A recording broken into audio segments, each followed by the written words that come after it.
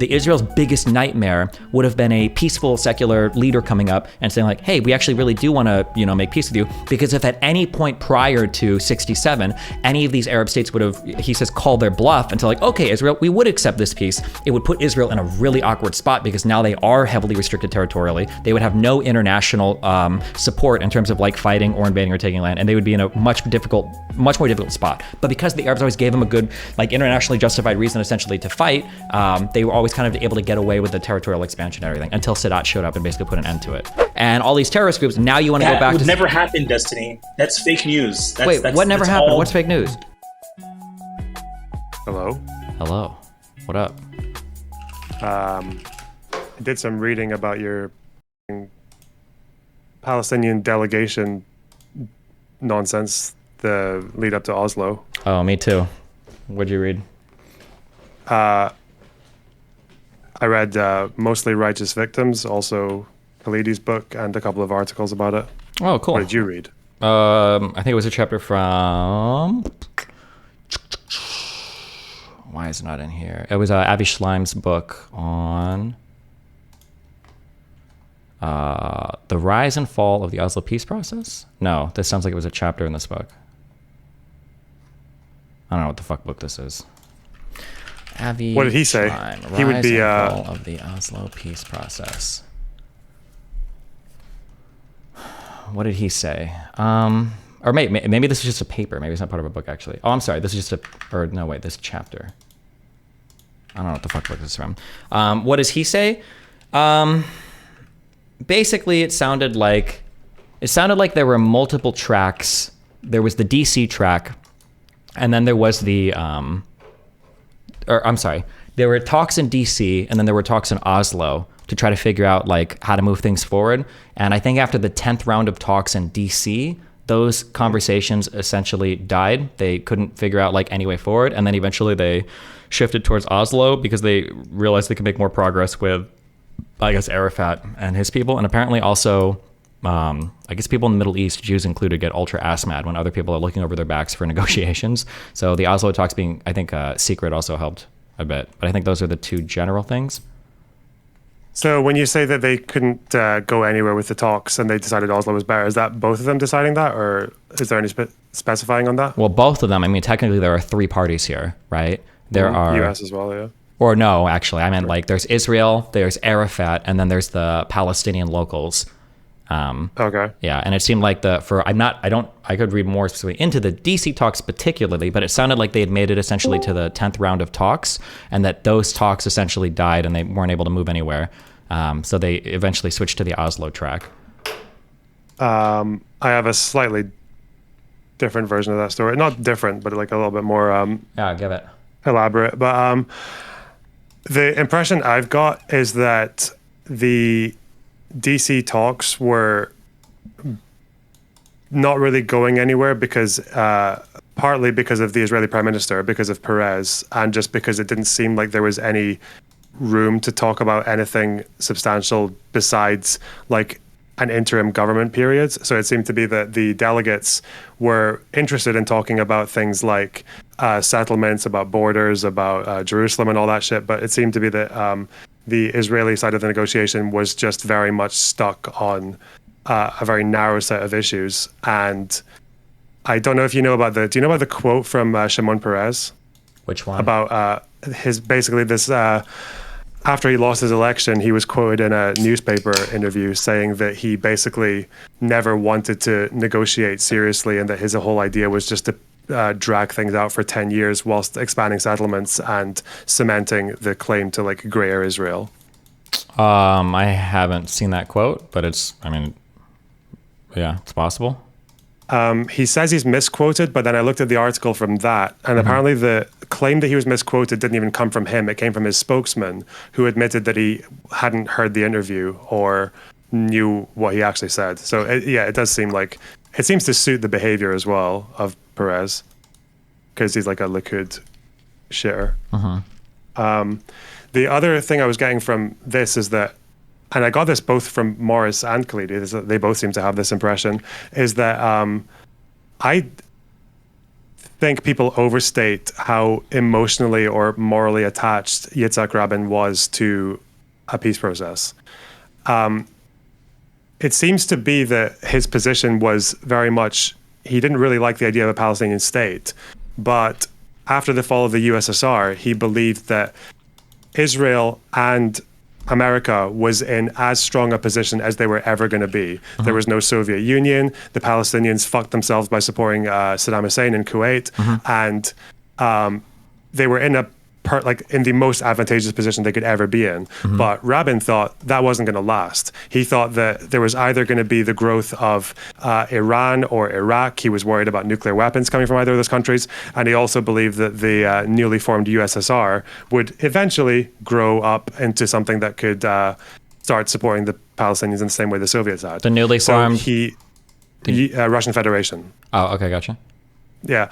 So he basically thinks that there's a timeline on American-Israeli dominance in the Middle East, especially over the Palestinians.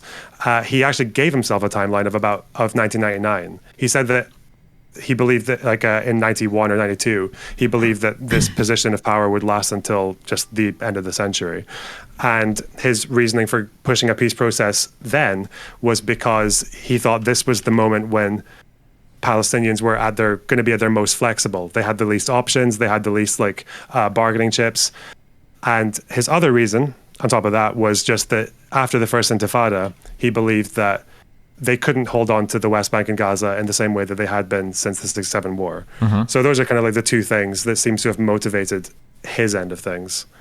Unless, do you feel anything different about that, or does that contradict anything you've seen? Or not necessarily, although I feel like this is a general approach to negotiations rather than specifically why the favoring of Oslo to DC. But yeah, so the favoring of Oslo, it's a weird thing because I know that the pro-Palestinian line on that is, or one of them, there's a few, is that basically Arafat was a sellout who was willing to concede a lot more than the delegates were. So Israel chose him instead. That's basically the simplified version of it, right? Yeah. What I didn't know is that Ashrawi, the woman who was negotiating in DC, had also potentially sparked the first meeting that eventually led up to Oslo. Because I think Oslo started with a kind of a back channel of PLO adjacent people negotiating with Israeli academics, right? And I think the first of those meetings was there was a name like Hirschfeld that reached out through Abdullah. Yeah, it was one of the Washington negotiators who was negotiating with Hirschfeld, or had the first meeting, and then they set up a back channel with a few other people, and then they go to Norway, and then they start working from there. But I think the problem with the DC negotiations was that they were only supposed to last a year, and then they were supposed to lead to some kind of interim agreement. Sure. But also, wait, hold on one second. I'm sorry, because there's multiple people in multiple chats saying this.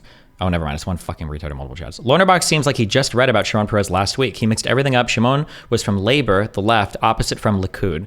So while there have been multiple parties throughout Israeli history on the left and the right, it seems to be the case that even if the rhetoric was different between both parties, they weren't really that far apart in terms of their approach to dealing with the Palestinians or to dealing with the Arab states, even between Labor and the conservative parties. So even if Perez was Labor, and even I think most people say that Perez tried his best to push in that direction, it's not like they were the crazy doves versus the insane hawks. I don't think that there was that much position between the two parties in Israel. Sorry, go ahead. Wait, did I say Perez was Likud? No, I'm just no. He's some guy in chat is saying. Some guy in chat is no. I don't think. Wait, did you? Did I? I? Did. Okay, sorry. Oh, maybe you did. Sorry. One thing that Shlomo stresses in his book over and over again, though, is regardless of the party that people are from, when it comes to dealing with Arabs and it comes to dealing with Palestinians, the even if the rhetoric is different sometimes, the positions either end up being relatively close, or the IDF will end up basically dictating positions to the prime ministers because the military has so much support. But wasn't it the case also that that the coalition governments until 92 were basically dominated by Likud, though, wasn't it?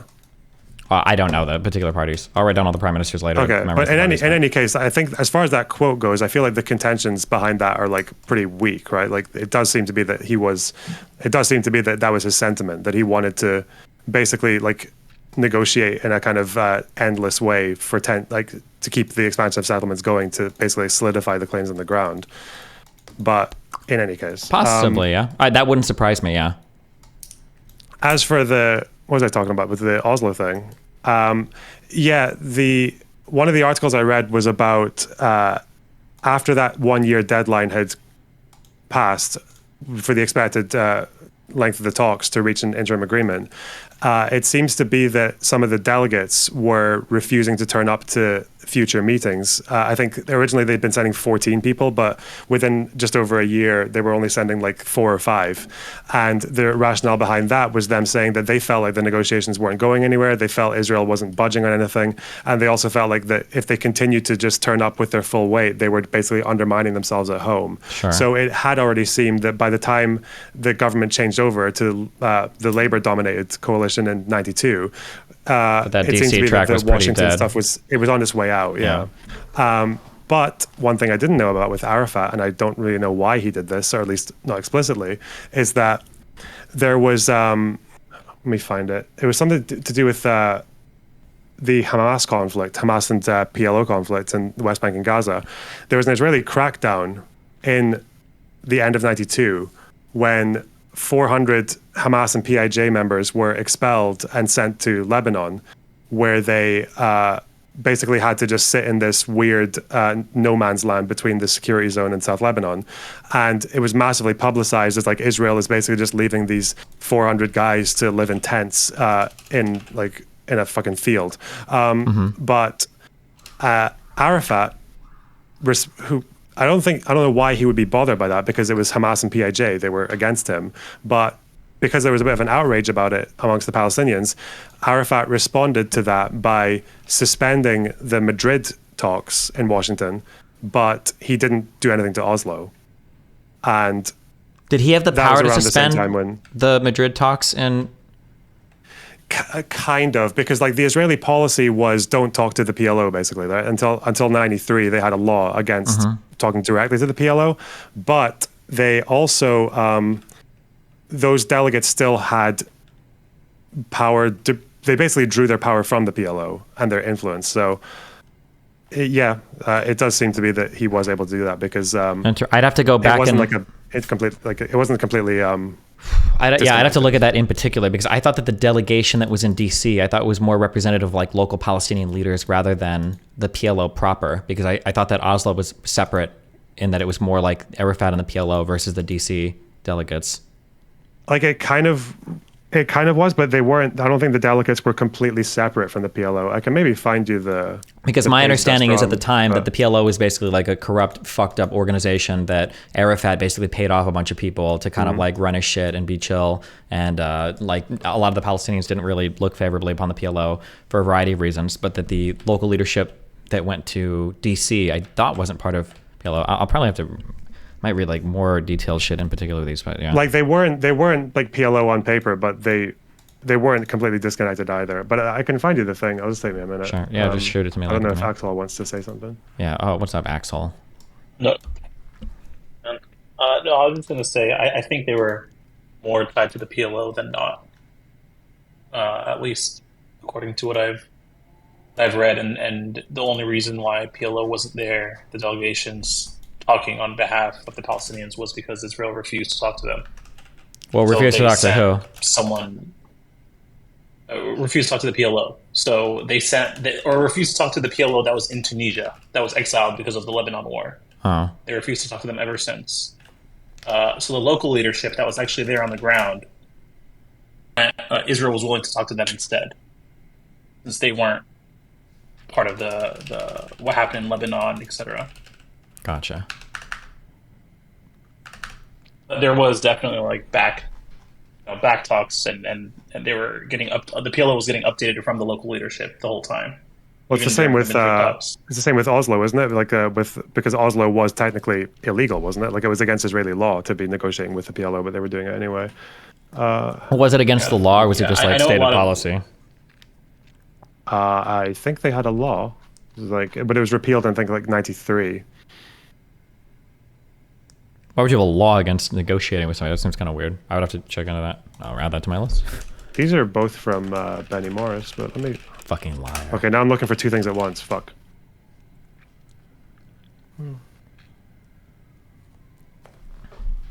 But yeah, if that is the case, that if Arafat had done that, it would be very interesting to know like why he did it, like why he chose to fuck off one negotiation but not the other. Because I'd imagine the most likely reason would be that Oslo was his opportunity to stay relevant, whereas Yeah, I think that's the delegation he wasn't. narrative that Shlomo gives, is that Oslo was basically just an opportunity for Arafat to shore up his... Also for him to come back. Yeah. To come back into the West Bank, because at that point he was exiled in Tunisia and he was trying hard to come back to the region, but Israel wouldn't let him. This was a way to do that. Kind of set up a stronghold. And I believe Jericho and the Gaza Strip, that was the first two cities that he was able to come back to.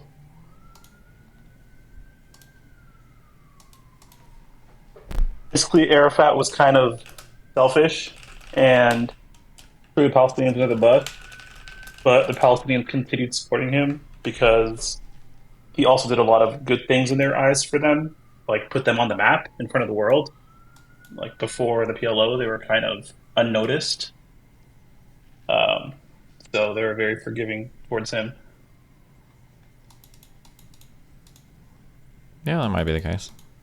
So this PDF I'm looking for is just like screenshots of a page, so it doesn't let me control find anything, but I'm still looking. You have a Mac? You can do that OCR stuff, right? No, I don't have a Mac. And I don't know what OCR is, and I'm a boomer. So there's a lot of obstacles right now. God, imagine if I just made this up. That would be so cringe.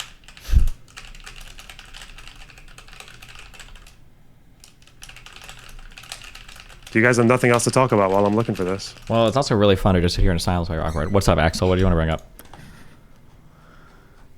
Yeah, I mean, there was a bunch of stuff. I was going to go through your timeline with you. I haven't spoken to you since, I want to say, we briefly talked about Palestinian nationalism. You mentioned that you felt like it didn't start before 67, and I wanted to push back on that. I don't know if you still feel that way or if there's any point in talking about it. I still have the same general idea that it's a response to Israeli movements. I think that now my feeling is that it kind of started in the 20s, and then it basically disappeared in the 40s, and then it came back in the 60s, 70s.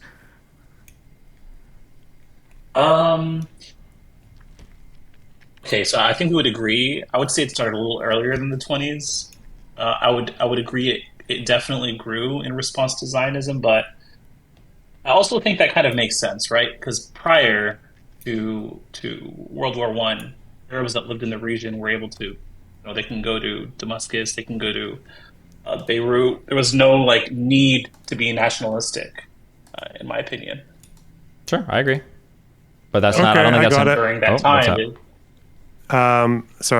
Yeah. Saying here, following the killing of terrorists by 8 Israeli soldiers and policemen during the first 2 weeks of December 92, the GSS mounted its largest roundup ever of fundamentalist activities, bagging together around 1,600. Of these, 415 Hamas and Islamic Jihad members were singled out for expulsion to Lebanon, which Rabin ordered on December 17th. The Lebanese government refused to let them in, and they were left stranded and much televised for a year in tents on a bleak hill between Israel's security zone and southern Lebanon. Oh, I said field, it was a hill. Sorry. Arafat responded by temporarily suspending PLO participation in the Madrid track talks in Washington, although he did not touch the Oslo back channel. Fuck, yeah. How the fuck did I not hear about that? Okay, interesting. And yeah, the law, there was a law. There's a 6-year-old law forbade contacts with the PLO. So yeah, even Rabin didn't really want to do that initially. That's why they were okay with Oslo happening behind the scenes, like as a back channel, because if the outcome of it was ever anything they didn't like, they could just say, well, it's not, we didn't approve that. Mm-hmm. Yeah. So there was a lot of caution. It's also why Arafat was so desperate to get recognition from Israel as the PLO being the representatives. When they exchanged those letters, you'll notice that that's all Israel had to really say. They don't have to recognize Palestine. They just have to recognize the PLO as being the negotiators. And in return, Arafat denounces terrorism, recognizes Israel, etc., etc. Why did you want to know about that particularly? Is there like a counter narrative to it, or just? It was one of the things that Axel had brought up. That Israel had a chance for peace by negotiating with DC, but they undercut them by negotiating with the Palestinians in Oslo to get a more favorable Oslo Accords, basically. Yeah. Were you able to? Were either of you able to find what the people in DC were actually proposing? I haven't found information about that now. I saw one of the negotiators. I was just looking at comments by one of the negotiators, who his name is Mustafa Barghouti. You can find him on Wikipedia. Yeah. He's the cousin of the Marwan guy that was in jail right now. Yeah, he's the non-violence guy, right? Briefly. Yeah. Yeah. I think I have something We here. briefly talked about it. Because I think they gave a list, didn't they? Didn't they not give a list? And I think what the fuck did they named it with an acronym? Yeah, I think they wanted to talk about borders. They wanted to talk about settlements. They wanted to talk about refugees. But I don't think Israel at the time seemed interested in speaking about all those different, or resolving those different things. Or they were just so far apart. Yeah, I think their proposal was that they wanted an interim self-governing authority. This is from Khalidi. This is because I think he was at those negotiations. I think he said they wanted like a government to hold elections. They wanted Israeli transfer of power from civil administration to the authority. He wanted complete jurisdiction, but not sovereignty. I don't exactly know what that means. Yeah, he wanted they want a complete jurisdiction over air, land, and water of the occupied territories. Oh, interesting. I think usually when they say complete jurisdiction without sovereignty, they're usually talking about like they have the ability to like have planes and stuff there, but like Israel can still monitor it, I think is what it usually is. Okay. They said they wanted jurisdiction over settlements, but not settlers. Because I guess they wouldn't have voting rights, and yeah, I don't know. And then they wanted a complete freeze on settlements and withdrawal of troops to just at redeployment points along the borders. And I'd imagine, according to Khalidi, which is obviously he's going to represent his side, he just said that this was what was offered by the delegation, Rashid Khalidi. Okay. Yeah, so according to him, that's what the delegation offered, and apparently Israel's counteroffer. I don't know, the way he words it is he says that there was no meaningful counteroffer from Israel. So I don't know if there actually was no counteroffer or just there were counteroffers that they didn't like, but yeah, that seems to be what the delegation wanted.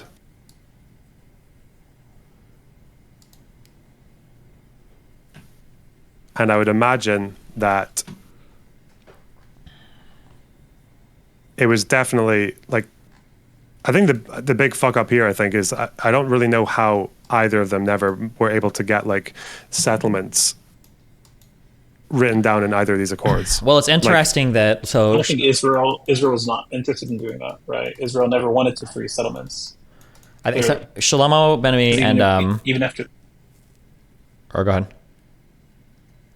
All right, I was just going to say, yeah, like clearly Israel wasn't interested in freezing settlements at any point, which is why they wouldn't want to include it in the document. Arafat was just completely desperate for anything that allowed him back in the territory and kept him in power. And that's kind of what we got, right? Settlements continued expanding or growing. And yeah, like I said, Shlomo Ben-Ami. Yeah, by the way, so, did you end up reading that book? Which one? The Shlomo Ben-Ami one? Oh, yeah.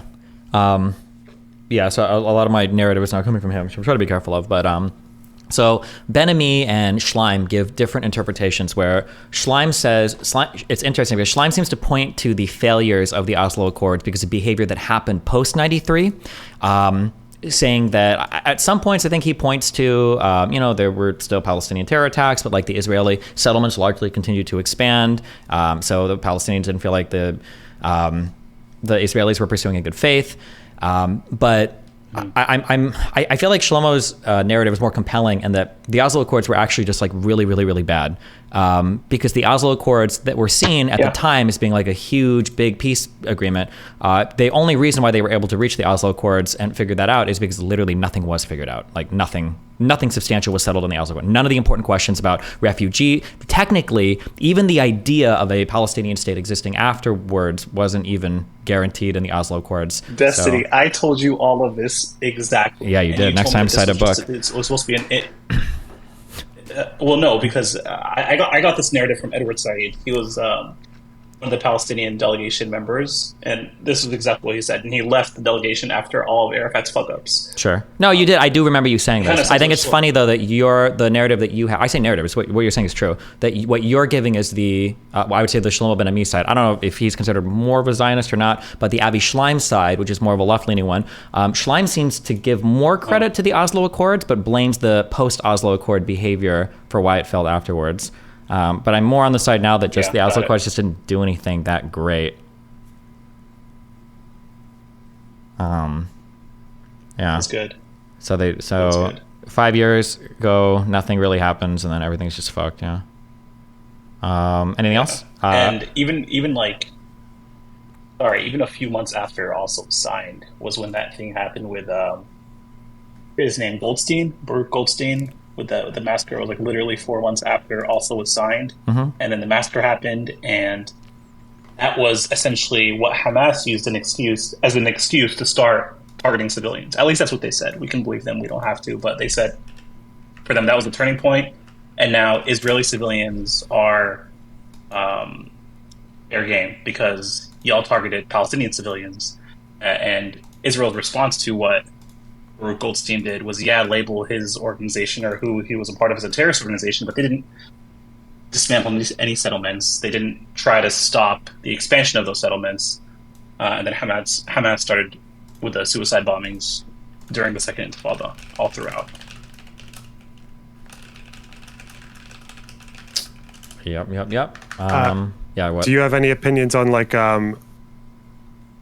because I don't know if this was actually ever finalized, but I thought that Rabin's position on settlements was that they would at least hold back on what they consider to be political settlements. Is it Rabin or is it security-based ones? Just real quick. Like every fucking Israeli person I've spoken to, which is like 3, I've heard say this, is they pronounce it Rabin. So I don't know. Fuck okay. Well, because I also heard it's Yom Kippur. But when I listen to other, I think Jewish speakers talk about it, they literally say Yom Kippur. So I don't know how any of these fucking words are. I just want to sound like a fucking retard around. Yeah, and I've heard like fucking 10 Israelis call it Lehi, but I've heard one call it Lehai, and they got angry at me for calling them Lehi. So I don't know. I just think they're confused or they're trolling. Okay. Yeah, I don't know. Fuck it. Also, I know fucking Mike Jan knows. So the person I was talking about who was quoted saying that they didn't want to negotiate, they just wanted to pretend to negotiate while they expanded settlements, that was Shamir, not Perez. Sorry, I'm retarded, but yeah, okay. One thing I noticed about this pretend negotiations is I said something that like both sides like engage in this brinksmanship, and it's just that one side seems to benefit. It seems like that is triply, quadruply true. One thing that Shlomo Ben Ami says about Ben Gurion is that I think one of Ben Gurion's largest fears is that a peaceful Arab dictator will show up, because that would challenge Israel's narrative about surrounding Arab states, and it would push them into a really uncomfortable position where they have to negotiate or they're going to lose like international legitimacy. And eventually, Sadat ended up being that leader who wanted to negotiate, who made peaceful overtures, and I think it was 71 to Golda Meir. They didn't believe it, they turned it down. Yom Kippur happens, they finally have to acquiesce, and then now they've got that settled. And it seems like for the Palestinian and the Israeli leadership, it's the same thing, that both sides, Shlomo Ben Ami goes over a couple examples in the book where the Palestinians miss huge opportunities to call Israel on what might be bluffs for peace, but because they're too geared towards war, or times where where Israel could have offered peace and it probably would have worked, but like both sides are like the worst nightmare of both sides at this point, and historically, has to been one of the other sides coming up with an authentic peace offer, because if the other side doesn't accept, they're going to look really, really, really bad, basically. But both sides are like playing this like brinksmanship game over and over again until shit gets fucked, basically. Yeah, I think but how many times has Israel actually? Sorry. Go ahead, Loner. Well, it's not about hold on real quick. It's not about one side actually whatever. It's that the reason why I would argue that the onus could be a bit more, maybe even on the Palestinian side, is that on the Israel side, there's a lot of democratic pressure for how a leadership has to act, which gives the Arab side a bit more flexibility in terms of diplomatic maneuvering. Like, I don't know if Sadat going and speaking in front of the Knesset, I don't know if that could have happened in like a democratic Egypt. He might have just been voted out, or he would have lost the support of his party, because there's a lot of talks, even when Begin, and then later on with Rabin, and then later on with, I think with Ehud Barak, where every time they get into these big peace negotiations, they're fighting on two fronts, where they're fighting the front to do the negotiations, and then they're constantly fighting the front behind them, the home front, where they're losing the support of their coalition governments, and then they're losing the support of their people. And they every single time Israel wants to negotiate peace with Arabs, they're basically holding their breath, diving into a pool and hoping they can figure out a deal before they run out of oxygen. And if they don't figure out a deal fast enough, then they drown. And then because they're home front, they just lose it completely. So yeah, this is definitely a thing I feel like this has been the case since even before the 48 war. I know with Rabin, like the problem with him was like in his head, he thought that there needed to be something settled by like the end of the century.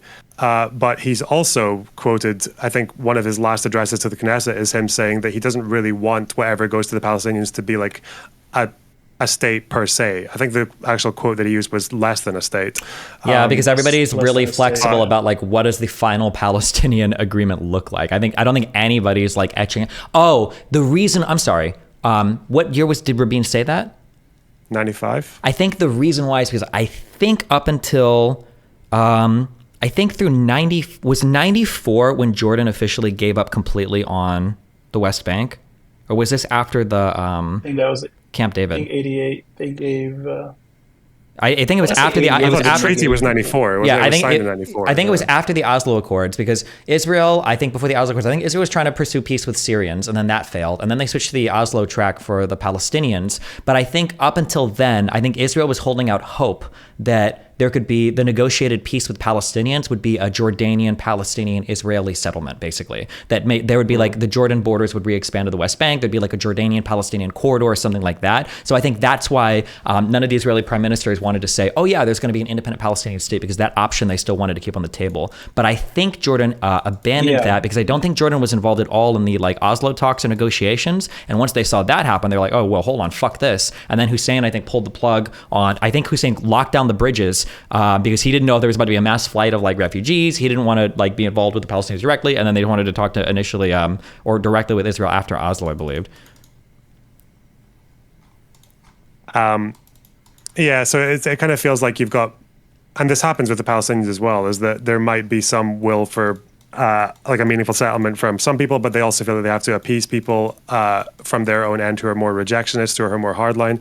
But yeah, even with Rabin as well, because even he might have like felt that something permanent needed to be settled, but then he's also dealing with the fact that his government, like 6 of those seats holding his coalition together, were like far right religious people. So yeah, but I think Rabin, was the one on record that Shlomo was saying, like Rabin, I think it was Rabin, literally went from making statements that we would never dismantle a single settlement, we're not going to dismantle settlements, to I think when he was in the Golan Heights, I think he was literally saying like, listen, you guys are hurting us. We might have to take apart like all of your shit in front of like a booing crowd. I'm trying to figure out if it was about Rabin who said that. I can find this quote, but go ahead, because I think I highlighted this. Yeah, and that's why even compared to Perez or like Barak or definitely Netanyahu, like he seemed to make the most good faith effort to like vocally distinguish that settlements that have security justifications and ones that are just for land claims. But no other. I think Barak didn't even do that. So yeah, but I think like I was saying with this whole thing about people kind of like the idea of fake negotiate. It seems like that was a big problem in 48 as well, was that there were negotiations held between Israel and all the Arab states surrounding, like Jordan, Egypt, Lebanon, Syria. And there were terms that were given out by both sides, but like, and effectively, some people say that there is some imaginary scenario where Israel could have conceded enough to actually have recognition from all of them. But then obviously any leader who achieved that in the Arab world would have probably just got killed. So the Arab world definitely wasn't ready to recognize Israel back in 48. But then also Israel's unwillingness to let negotiations move at all with any single country was kind of an issue as well. And I didn't even know that either, that like Ben Gurion had basically lied about the Arab position towards recognizing Israel in 48 because it just made it easier to present to the international community that rejectionism was like unmoving. But yeah, but I think the issue was that it was a bit more complex than that. I think that The way that it plays out is, I think it plays out like this. This is like the dynamic that I feel existed. Is Israel, for a variety of reasons, is set up in a better, like, they have like better character stats basically than the surrounding Arab states. They have the advantage that it's their only country. They have the advantage that they're like super united in terms of common enemy surrounding Arab states. They have the mythos of like the Holocaust and worldwide persecution behind them. And they're bringing in all of the knowledge, all of the external support, all of the wartime experience of other Jews that are coming in that fought in World War I, that fought in World War II, that participated in the Haganah, the Irgun, the Lehi. All these people are coming in. So they're like set up really well initially to succeed. And their leaders are incredibly smart. Ben-Gurion was a very shrewd political figure. All of their political figures seem to be very military minded and very intelligent and very politically savvy at the same time. The surrounding Arab leaders were not. They, as part of the Ottoman Empire, they weren't used to running their own kingdoms. They weren't very politically savvy. And it feels like what happened was this almost like cat and mouse to where Israel would like kind of make offers, hoping maybe that the Arabs wouldn't accept them, because if they didn't, then they'd be able to fight in the future and expand their territory. Because after 48, Israel wasn't really happy with how much land they had. I think one of the quotes is like the rib cage from Tel Aviv to the West Bank is like 15 kilometers long in terms of like, So they would make these they would say like, hey, like, and some of those early offers in the prior to 1952, I think one of the offers was like, we'll take 100,000 Palestinian refugees and like, recognize, this shit. But the problem was when Israel made these offers thinking the Arabs probably won't accept, but then the Arabs don't accept. And they're like, we're not going to accept it. We are going to kill you. We are going to we're going to win this shit. And basically and that's why Shlomo uses the word over and again, brinksmanship would happen over and over again, where Israel would like kind of lay a little bit out, and then the Arabs would swat it away and then fight, and then they would do that back and forth over and over again, with the Arabs always being one generation behind in terms of peace deals, which is why that Ben-Gurion statement, or Shlomo's statement about Ben-Gurion, that the Israel's biggest nightmare would have been a peaceful secular leader coming up and saying like, hey, we actually really do want to, make peace with you, because if at any point prior to 67, any of these Arab states would have, he says, called their bluff and said like, okay, Israel, we would accept this peace, it would put Israel in a really awkward spot, because now they are heavily restricted territorially. They would have no international support in terms of like fighting or invading or taking land, and they would be in a much more difficult spot. But because the Arabs always gave them a good, like, internationally justified reason essentially to fight, they were always kind of able to get away with the territorial expansion and everything until Sadat showed up and basically put an end to it. Mm-hmm. But when would you say that Israel actually put out a real peace deal and actually wanted peace? At what point? So I have to read this. So it's called the Lausanne Peace Conference. This is early on in the book. This is a quote that I have.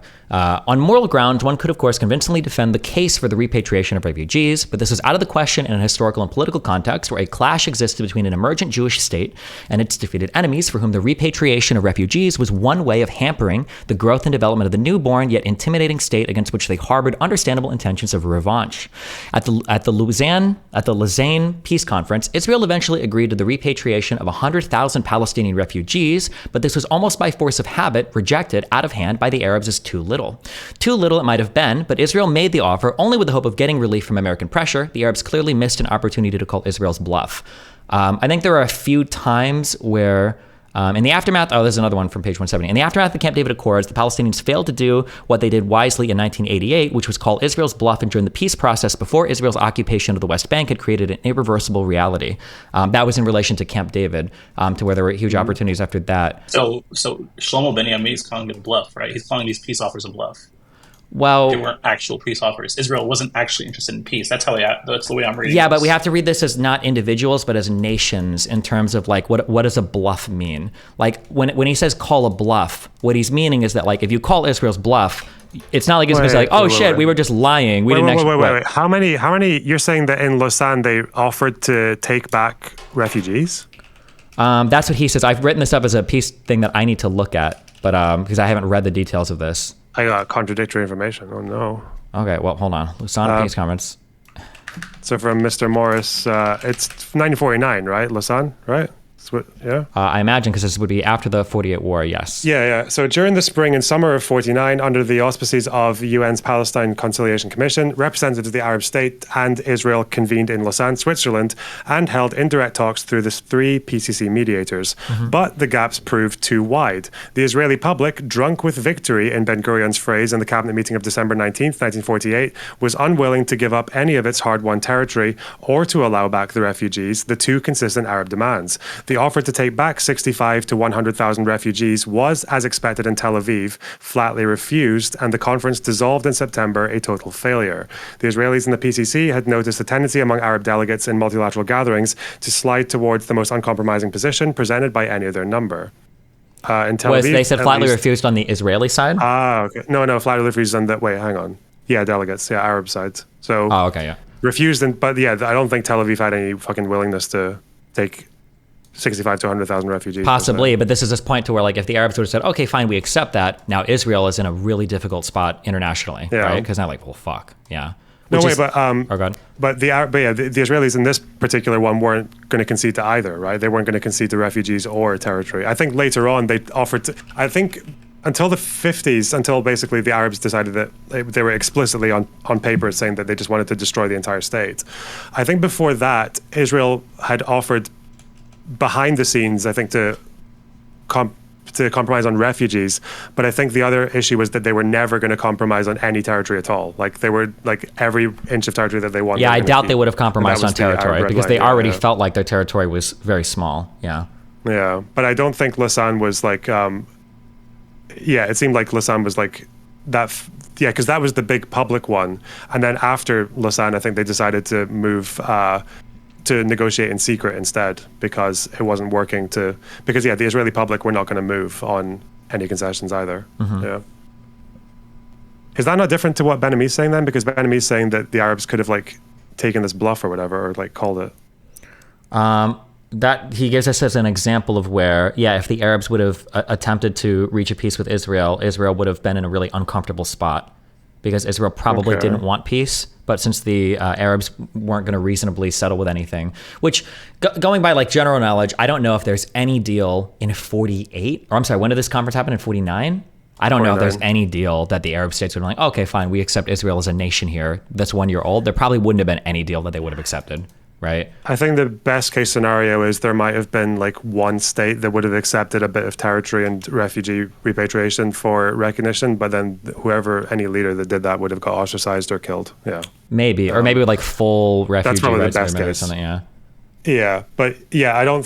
So does Ben-Ami not mention that the Israeli public rejected?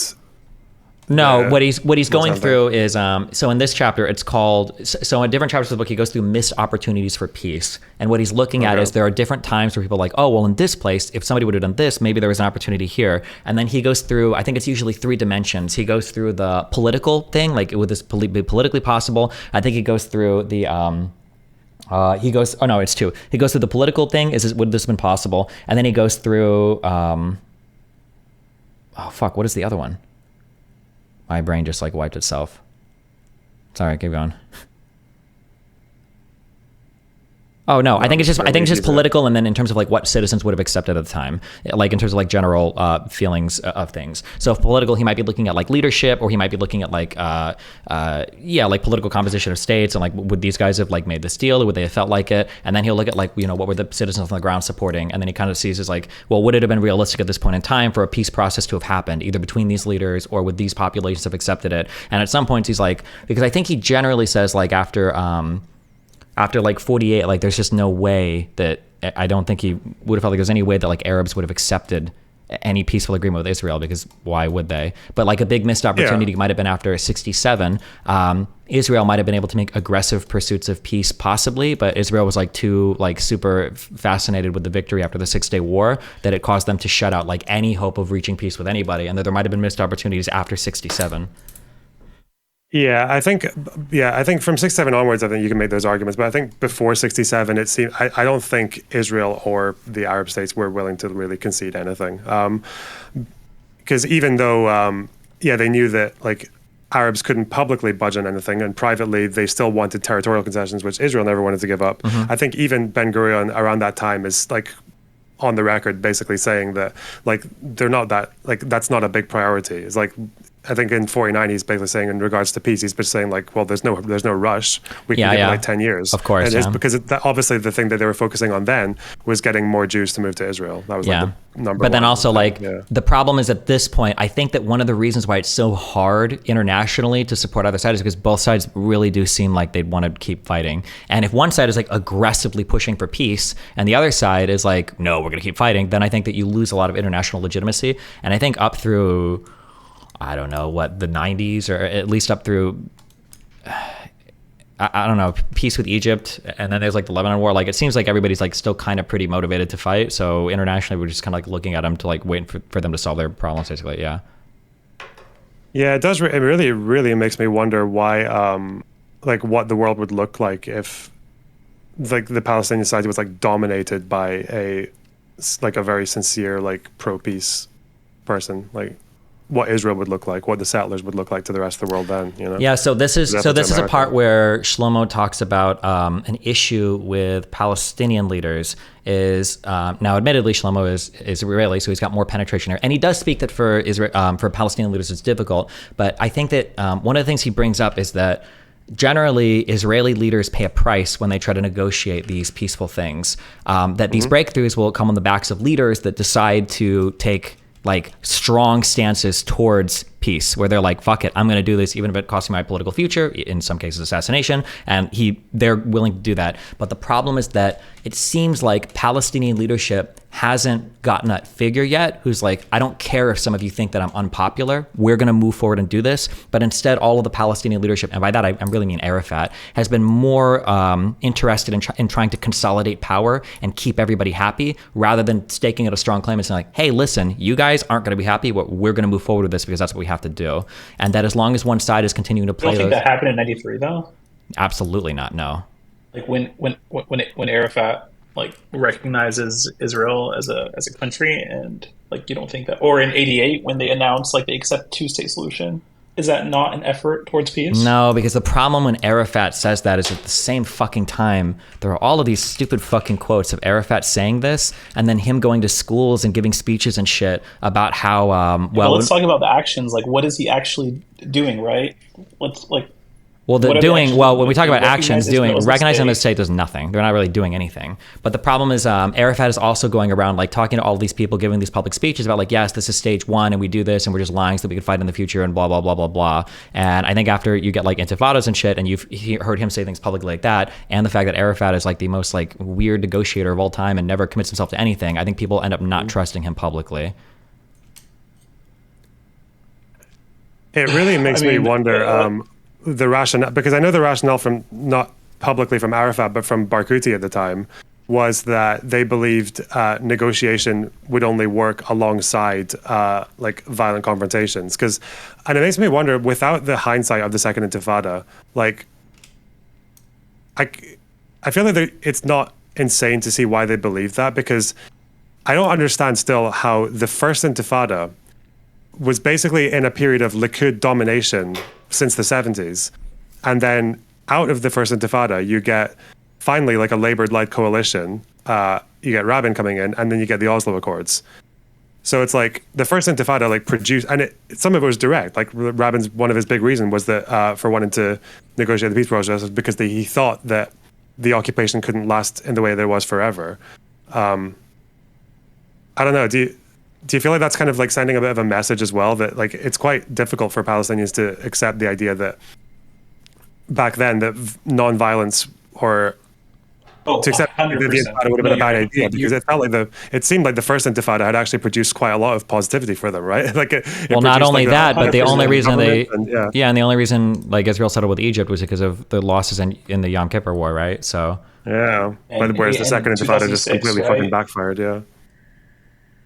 In 2006 Lebanon War, right? They ended the occupation of South Lebanon, and when Israel pulled out of Gaza, Mass used that as an opportunity to say, like, look, we got them out. Yeah, but that unfortunately that also radicalizes the Israeli side too now, though, because Israel looks like, oh, well, we pulled out of South Lebanon. What did we get? Oh, Hezbollah. Well, we pulled out of Gaza. What did we get? Oh, mass Hamas. So it's like fucked on. Sure, but what did the non-violence get? Like whenever there's whenever there's moments of nonviolence, like Palestinians like get literally nothing.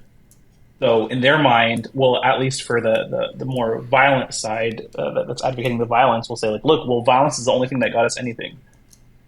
The pulling out of Gaza wasn't. I mean, we all agree that pulling out of Gaza wasn't goodwill by Israel.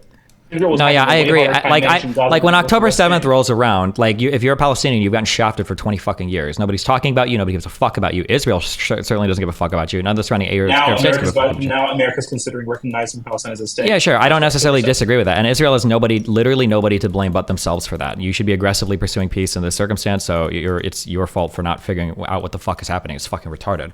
But the issue, I think, is that even when we say like, well, in long periods of peace, what have they gotten? I think the big issue, and it sucks, but it's just that like, I don't think the Palestinians have ever been a peaceful people, and they slowly alienated all of their partners in the region, such that like the Egyptian prime minister fucking hated the PLO after they tried to assassinate, I think, his fucking journalist friend. The Jordanian king obviously fucking hated the PLO. The PLO got expelled and kicked out of Lebanon too. Like everybody. Yeah, I mean that's fair. So I think like everybody has these like negative impressions of Palestinians, and that they've never been like a quote unquote peaceful people, which may or may not be fair to rope them in with all the Palestinians that are living in like the West Bank and Gaza. But yeah, it's just like it's been Arafat. Yeah, it's been fucked.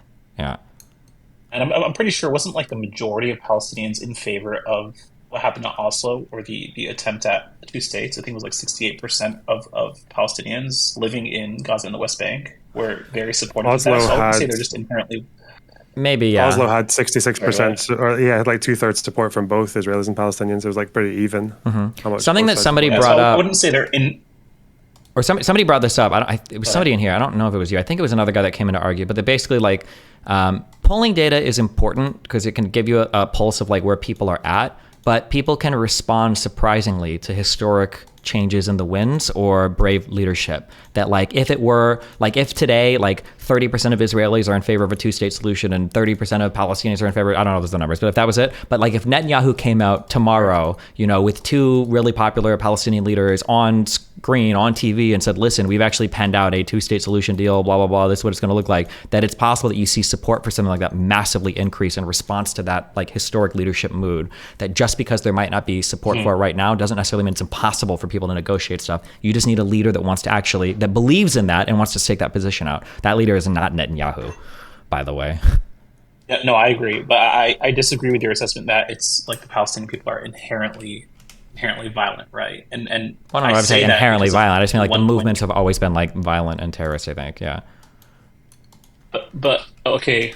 Again, going back to the Palestinians that live within Israel proper, the 1.8 million that we see are relatively peaceful, right? Especially when compared to those living in the West Bank, they're not different people, right? They're the 10% that remained. Yeah, I don't think it's like a genetic argument, right? It's just, the argument is just like their leadership. The leadership, the representation. Why are they violent? Yeah. No. But why are they violent? My argument is they're violent because of military occupation and no freedom. Not because they want to be violent against. Yeah, but you have to be careful because when you do the why are they violent, you can find why everybody is violent. Like everybody has a good reason to be violent, right? Like I think at this point Israel has a really good reason. My argument is ending the occupation is ending the violence. Yeah, but then Israel will say, okay, well we did that in Lebanon and we did that in the Gaza Strip, and look at what we got.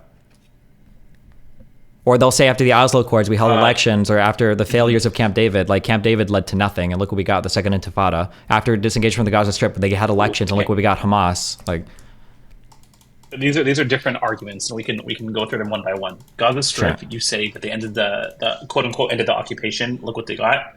I mean, we can go through who attacked who first after Hamas was took control of the Strip, right? We can also look at the Camp David Accords and see what the deal was and what led to the Second Intifada. Was it actually Camp David or was it the failures of Oslo? So I don't think it's fair to say, look what we got when we give the Palestinians peace, right? Gaza has been blockaded for the entirety of its freedom from the military. And Camp David was just, when we've talked about Camp David, we could go through step by step, but in the end, peace was almost agreed to. But then elections were coming up and they had to end the talks at Taba. That's how that ended. It wasn't. Sure, we have a huge disagreement over that. But I'm just saying that, like, we can dive into the rationale behind everything. But I'm just saying that regardless of why things happen, everybody has a reason to feel the way that they do. And, like, yeah, that it is what it is. So I think it's Problem is, I don't think right now Israel doesn't feel like if they do. Here's the problem. Israel feels like if they do incremental peace with the Palestinians, it's not worth it because, well, when the places they've gotten incremental peace, it's gotten worse. And Palestinians don't want incremental peace because their interim peace agreements look like the Oslo Accords, which meant fuck all and just let Israel expand their power. So both sides have good reasons to not want incremental peace agreements. But then what? You do a more extreme peace agreement? But I don't think either side would necessarily trust or want that either. I don't even know what those negotiations would look like now. Yeah, I'm not sure. They have to happen, obviously, but yeah. I'm saying one thing that I noticed that I feel like you do this, I might do this on the Israeli side, by the way, or maybe everybody does this, is sometimes people will say, like, these are why the Palestinians feel the way they do, and then they give a very fair accounting of these are the actions that Israel's done, and then when they go to Israel, they go, Israel's wrong because of, like, international law. It's like, okay, well, if we're applying the same standard to both, like, we find that, one, everybody's in violation of a whole bunch of different types of international laws and regulations, and then two, we find that both sides have reasons to hate each other that run very, very, very, very, very deep. I think that's one of the reasons why this conflict it seems so intractable. Is because both sides have these like legendary myths built up about each other, and they can't disentangle from forget those about myths. the myths. How has this conflict even started? Like, I don't want to like dive into like every single little thing that happened in the past, but it was right. One people felt like they were getting colonized by the other. That's it, right? Benny Morris, what does he say about it? He says that I forgot what he said. Like the chief motor to Arab antagonism was the fear of dispossession. Yeah, displacement wasn't so there was a cause and effect, right? People got colonized and they resisted. That's essentially where we are today. The back and forth, and the idea of the West Bank. I don't believe, and you can try to fight me on this, but I don't think Israel has ever been interested in giving up the entirety of the West Bank for religious purposes. Maybe not all Israelis feel this way, but I think at Camp David, I think they would have given up significant parts of it, or at least at the Taba summit. I think they were ready to give up. Probably they would have given up significant parts of it. Yeah. I agree, but Camp David, I disagree. I don't think that map constituted significant parts. Well, I mean, if they would have kept negotiating, it's not like the negotiation. Cantons. Well, it's not like the negotiation team with the leadership has really changed or anything between Camp David or Taba. Taba was just like basically a continuation with more American guidance, basically, of the negotiations. But I mean, like, if they didn't accept what was offered at Taba, I don't think they would have accepted it at Camp David. They never rejected what was offered at Taba. Yeah, of course they did. No, they did not. That's not true. I mean, they kind of dithered, right? Like, that was the idea. And because Arafat wanted to, like, gain more fucking capital off of the Intifada, or because he wanted to have a Republican president, because I guess, like, the Bushes had a better reputation at that point for pushing Israelis, right? I don't know how true the idea that Arafat was just waiting for Bush is, but I know it was Ehud Barak that pulled out his negotiators from the talks because of an election in Israel. Well, yeah, but the issue is that the Taba summit was what incorporated the Clinton parameters, correct? The Taba summit, yes, correct. Yeah, so basically for Camp David, for the Camp David, the Americans, I think, had no fucking idea about anything. They were kind of hands off on the negotiations. It seemed kind of like a clusterfuck. Nothing really got solved. And then I would have to read more for why or how. But basically, for somehow afterwards, the Clinton administration State Department comes out with the Clinton parameters, which are a pretty meticulously and ingeniously designed balance, counterbalancing the Israeli and the Palestinian interests, basically saying, like, here's the parameters. Are they, though? I disagree. Yes, I think they were. I disagree with that. Really? How they literally said nothing about refugees. They gave Israel exactly what they wanted, and they didn't share any maps with anybody for what the border would actually look like. There was no map shared, and there was a disagreement of what the West Bank means. Israel didn't include East Jerusalem in the West Bank, whereas Palestinians, they do include East Jerusalem as a part of the West Bank. So the percentages were off. There was no maps that were shared. Hold on. Are you sure? First of all, the percentages I think were almost at 100%. In terms of total land, number one. Number two, Jerusalem has always been a separate conversation. I've never heard of Palestinians, quote unquote, including Jerusalem as part of the West Bank. I think the old city has always been like a separate, maybe spiritually they do, but in terms of negotiations, let me send you something. Okay, let me send you something to the contrary. But keep going. Let me see if I can find out what was listed in all these Clinton parameters. I don't know if I took notes on these particularly, or I'll just look in the book where it was. Or actually, wait, do He you lists have, them all in the books, doesn't he? I think he does, but also there's like a wiki that just lists these all. 77% of the West Bank, safe passage, would linking the Gaza Strip, clean of Jewish settlements, would be part of the Palestinian state, the West Bank. Additional assets within Israel, such as docks and the ports of Ashdod and Haifa, could be used by Palestinians so as to wrap up a deal for all practical purposes. Could be tantamount to 100% territory. Jordan Valley, that whole like military exaggerated fucking benefits, the mythological strategic asset. Oh, and there were like sovereignty. There were like 4 crucial issues relating to like I think it was like refugees. I think it was like the old city. It might have been like the Temple Mount. I think there were 4 big things. I need to go back and look at this. But I think at the end, the Israeli delegation literally said, listen, you take 2, we'll take 2. You have your solution for 2, we'll have our solution for 2. Like, and even like a step further relating to the Clinton parameters. But the Clinton parameters seemed like a really good balance of what everybody would have wanted that could have been happy by the end of things. I think they did comment on refugees as well, didn't they? Because that was the multi-billion-dollar fund. Yes. That's in the Clinton parameters as well. And I think Israel might have agreed to take 100,000. No refugees to Israel proper. Yeah, they did agree to 100,000 in Taba. Oh no, wait. You said no again, refugees to Israel proper. I thought they were willing to take 100,000 to Israel proper, and then the rest would go to Taba.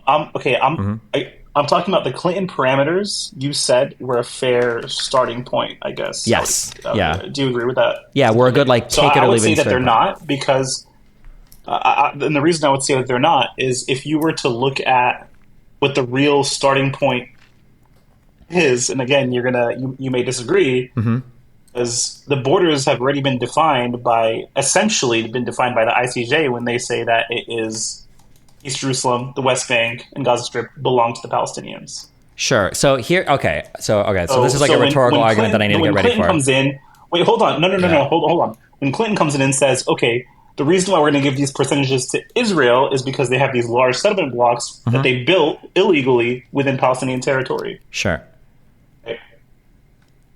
So I see this as the Clinton parameters being set up more in Israel's favor as opposed to a real neutral position.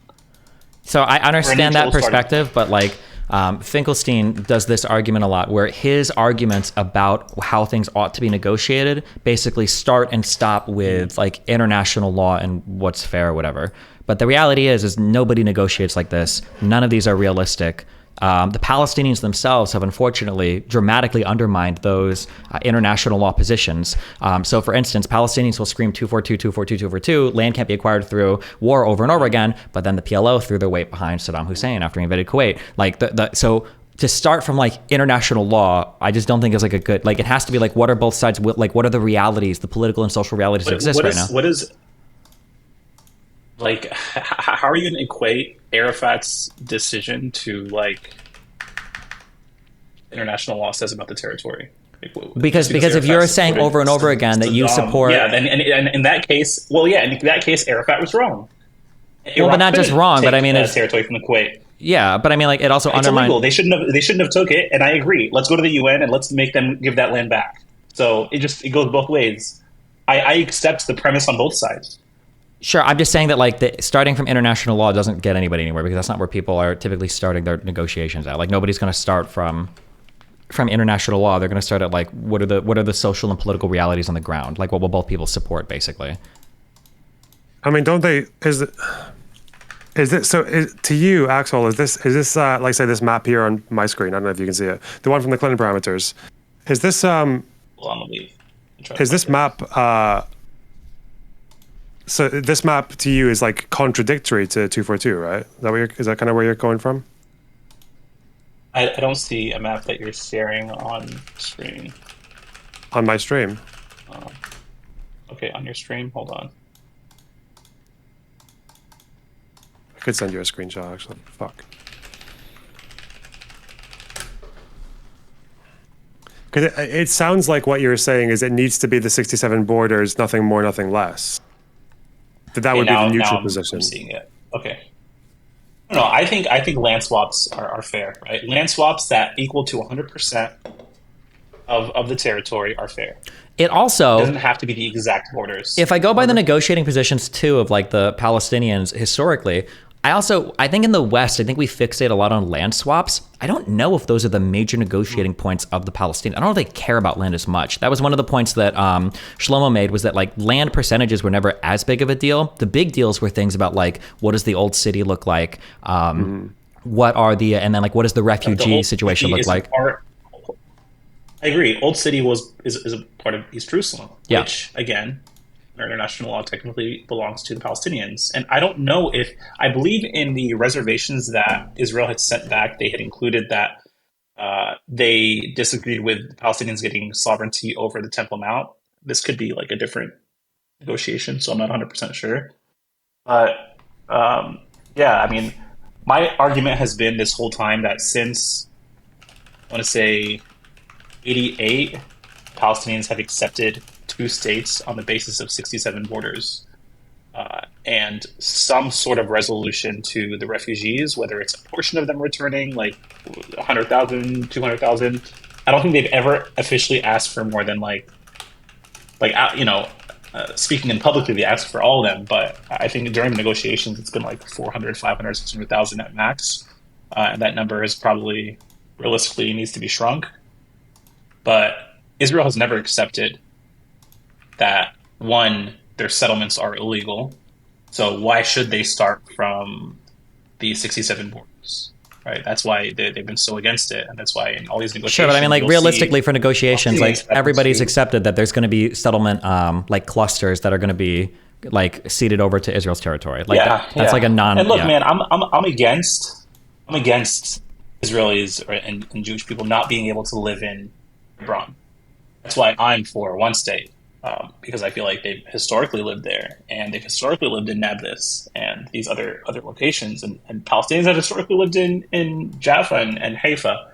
That's why I've been. But realistically, one state is just not possible. So 2 states seems like the start, and maybe in like 50 years or 100 years, one state happens. But yeah, I think all these negotiations have just been Palestinian concessions and no concessions from the Israeli side.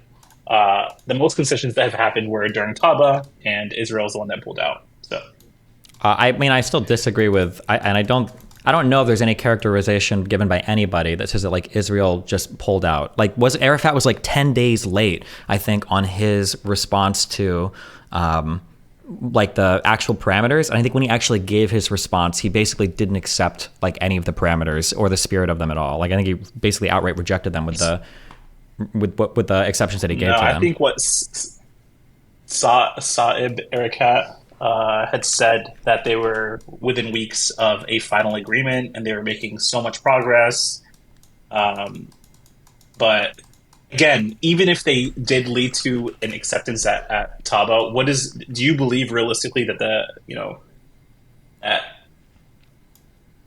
Israeli society would have accepted that? I personally don't, especially at the tail end of the term, Ehud's term. I think they would have. Yeah, I think they would have. Never actually happened. I think they would have accepted it. Maybe, yeah, I don't know, but maybe. I mean, who knows? But at the end of the day, one side did pull out, and it wasn't the Palestinians. Palestinians didn't reject the talks. I mean, I think they did. What is by not giving on your screen? I don't know. But I think by not giving a real response, and by literally, I think they did give a response. What do you mean they were negotiating? No. The Clinton parameters were not an invitation to negotiate outside the parameters. Like the Clinton parameters were basically like, this is like what we're going to do, take it or leave it. And the Israeli delegation was like, okay, yeah, we can work within these parameters. And Arafat was like, he flew around the world for 10 days, fucked around, and then he gave like. Did you read through both reservations?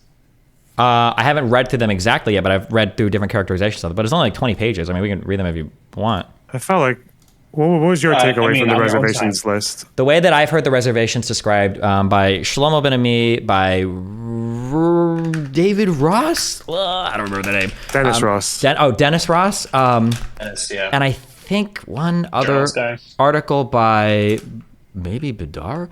I need to do better getting these names remembered. But basically the idea was that Israel replied back saying that like, well, for some of these parameters, like it's going to be really hard to do this in the way that you said, but basically we can try our best. And that for the Arafat statement. It was basically like, listen, I kind of accept it, except here are all the problems, and the problems were just like completely unworkable. Basically, he rejected it. His yes was a no, and I think that statement has been repeated by I think it's the Saudi ambassador, the Egyptian ambassador, and by the Israeli negotiators as well. That Arafat's yes was essentially a no. Great. So if we read through, I remember when you started reading through the Arab reservations or the Palestinian reservations, and the question was an asking of a map. Your first response to that was, why was there no map that was sent? Mm-hmm. When you thought it was, when I had thought as well that it was this is Israeli's response, but it looks like the first portion is the Palestinian response. And yeah, because I also had like a really response. Western view of this, because I thought the map on the territory was really fucking important, but I don't actually think that's as important. From my understanding now, reading through all the peace agreements, the actual borders and the actual land itself have never been like the most pressing questions. The most pressing questions have been like, is it going to be an actual state? Are we going to do like repatriation of refugees? What happens to like East Jerusalem and the old city? Like these have been like the really pressing important questions. And that's like, these are all the things that like the Oslo Accords, for instance, like completely stayed away from. Like getting the land part or the border part of like the Oslo Accords and the territories, that was like relatively easy. But the holy sites and everything are like the more difficult, and the refugee problem have been the more difficult parts. Mm. I'm trying to look for read through the Israelis' reservations. So I think one of the main points that from the Israeli reservations is that they would not sign or transfer ever any sovereignty to the Temple Mount to the Palestinians, and this is again what Ehud Barak says: no Israeli prime minister will accept one refugee on the basis of the right of return. Was that part of the Clinton parameters? So it looks like this was on December 31st. Barak declared that Israel had accepted the Clintons' proposals, but will not accept the Palestinians' right to return to Israel and sovereignty over the Temple Mount. We can go through the actual response in the letter that you had open. I don't know if you still have it open. Where are the? Yeah, just go to, can I see like the actual Clinton parameters? Oh wait, fuck. I know, very frustrating. Wait. To accept in 4 days as condition were presented orally on the 23rd of December 2000. The unofficial text of the Clinton parameters. All right, hold on.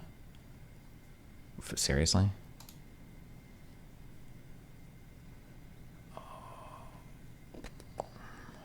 Wayback Machine. I think your biggest disagreement with Finkelstein is going to be he's going to push that international law, right? Yeah, that's why I said that's like the rhetorical part. Have, yeah, because it's just like this quoting of international law over and over and over again. But like, yeah, that's just. I mean, I think if you're going to quote international law against the Palestinians, I'm sure he'd accept that. But well, I'm not quoting it against the Palestinians. Ways. I'm just saying that like international law is not like the foundation for negotiations between these two people. I don't think, because it's a little bit hairy. According to every single like peace agreement, I think that's been like worked out so far, and even according to like different sides' interpretations of like what international law necessarily means. Like for instance, for Resolution 242. I don't know. Well, they are vague. Like for instance, like people will appeal to Resolution 242. Resolution 242 doesn't mention the Palestinians having like a state, right? It just talks of them as refugees. Okay, what about the people that okay, forget 242. What about the people that reference the resolution, the peaceful settlement of the Palestinian question that references 242 in the context? Okay, yeah, this is for a Palestinian state. Yes, because later on, I think it was. I don't think it was with Egypt. It might have been with Jordan. At a later point, Israel slightly revised their interpretation of 242 to include like a Palestinian state. But during their recognition of that, Israel had said that they had satisfied their conditions under 242 of territorial acquisition by giving the Sinai back to Egypt. And in settling that bilateral agreement with Egypt, they said that they had satisfied their obligations under 242. So that's what I'm saying. Like, I don't think that the international law arguments are very compelling here for either side. And it's just like when these people go to negotiate with each other, just like screaming international law at each other isn't going to be satisfactory. Like the reality is both people have things that they really want, and both people are probably going to have to give up things that they don't want to give up in order to make things work. I don't know if saying that 242 doesn't mention Palestinians is necessarily the best argument, because they would just say occupation, right? Because it does say the principle about not taking occupation, but occupied Well, the land. problem, Would so it the not problem be, with 242, the problem with 242 is Israel fought really hard over the wording of 242. And initially, 242 was going to say the occupation of the territories after war. And Israel fought to Yeah, they change took that out to the for territories, because they said that they could satisfy their obligations under 242 by giving back some territory at a later date. And then 242 doesn't explicitly reference the creation of a Palestinian state ever, or even reference returning territories to Palestinians. I don't even know if it actually ever refers to Palestinians. It might just say the refugee problem, I think.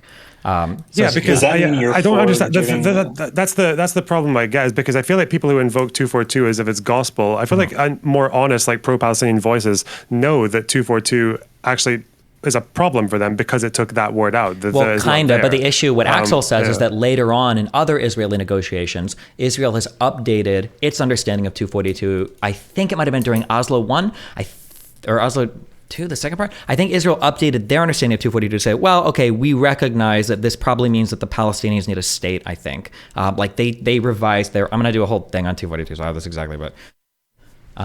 So yeah, but that, like the evolution of that. But I'm saying that how we even interpret 242, this changes over time based on these like bilateral agreements and negotiations. It's never just like an appeal to, well, international law. Like there's always going to be. I don't think they've ever. No one's ever like said that 242 definitely means the 6-7 borders, no more, no less, right? Correct. Like Yeah. I don't think. Yeah. That's never changed. Even 338 doesn't say that. It just says 240. Yeah. Yeah. Okay.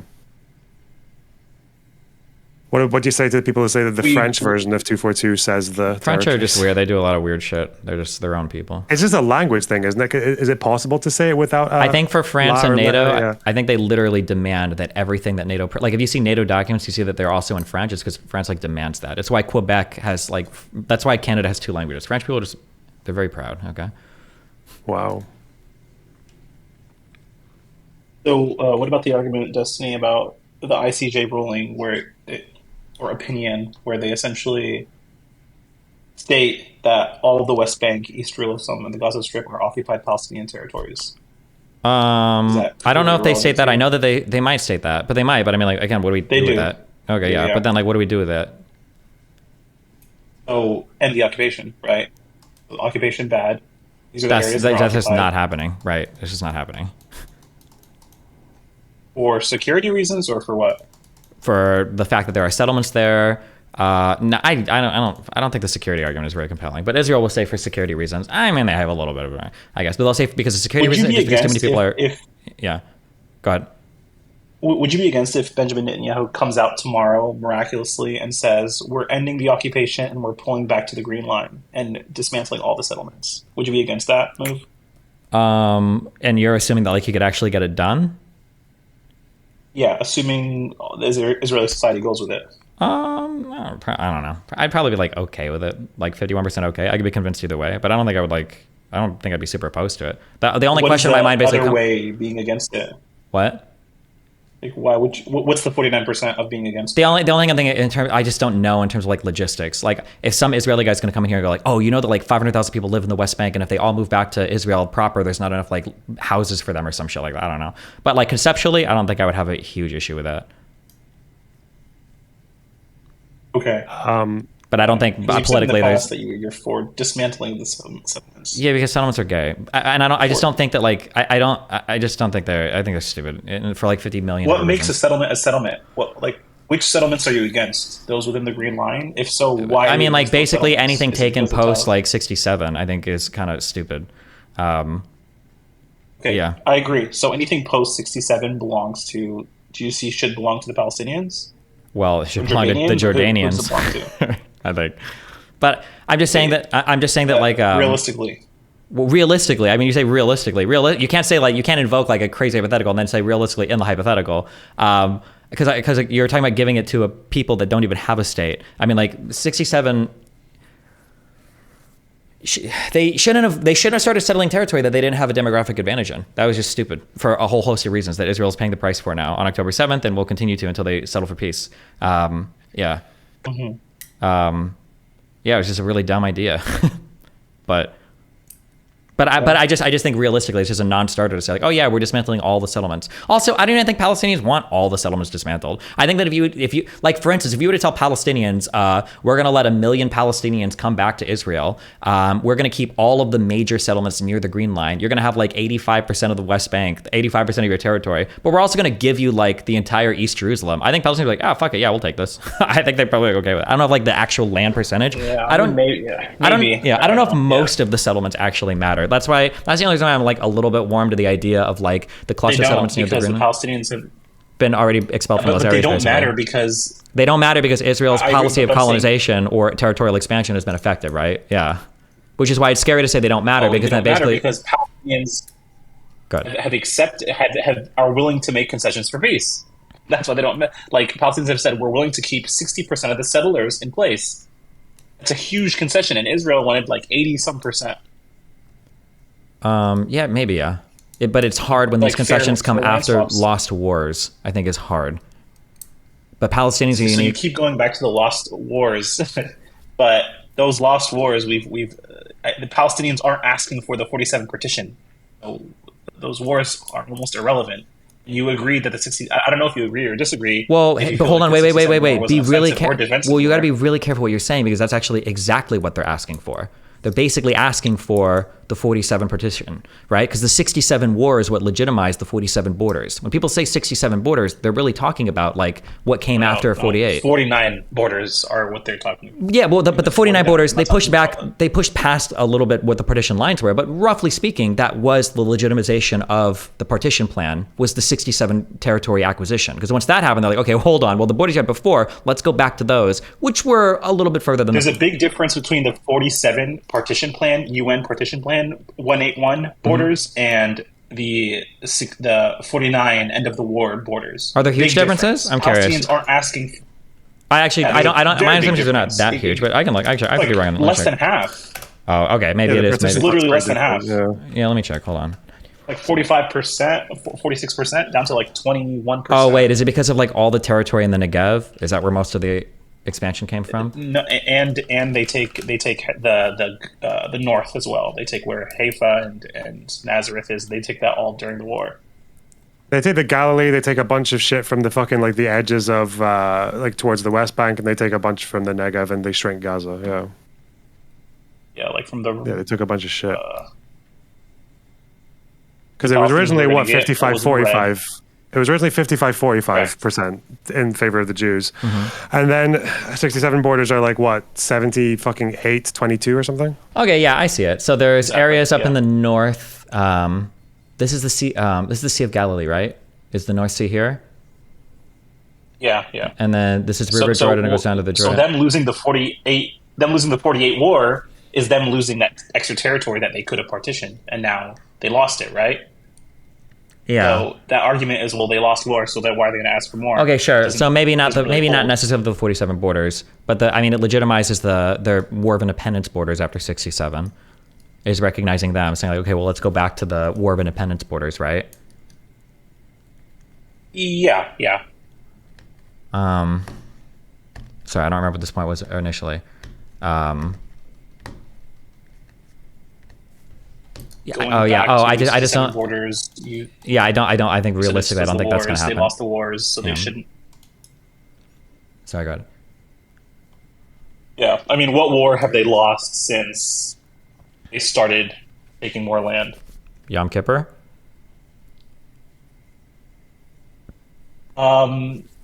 Yom Kippur, wasn't that after Israel had taken all of the West Bank? Yeah, Israel took all the territory in 67.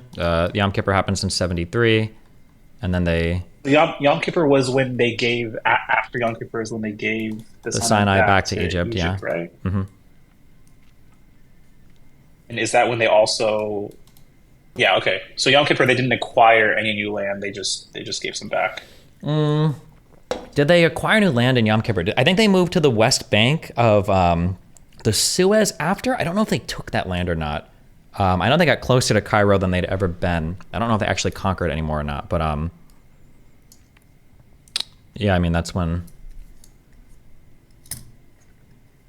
they gave it back. I mean, to the yeah. Confederates, I think I really don't know what you're going to disagree with in the debate, like what you think the main point of contentions are going to be for you. And Well, my their issue is going to side. be Finkelstein's reading of international law. I think is really bad. And then my second reading, well, at least in relation to like war crimes and stuff. And then I think the second thing is going to be, I guess, like a starting point for negotiations. I just don't think screaming like international law only over and over again is going to be the basis for any resolution to any of these problems. Axel, Okay, what were you but saying the about? argument is, Sorry, go on. sorry, go ahead.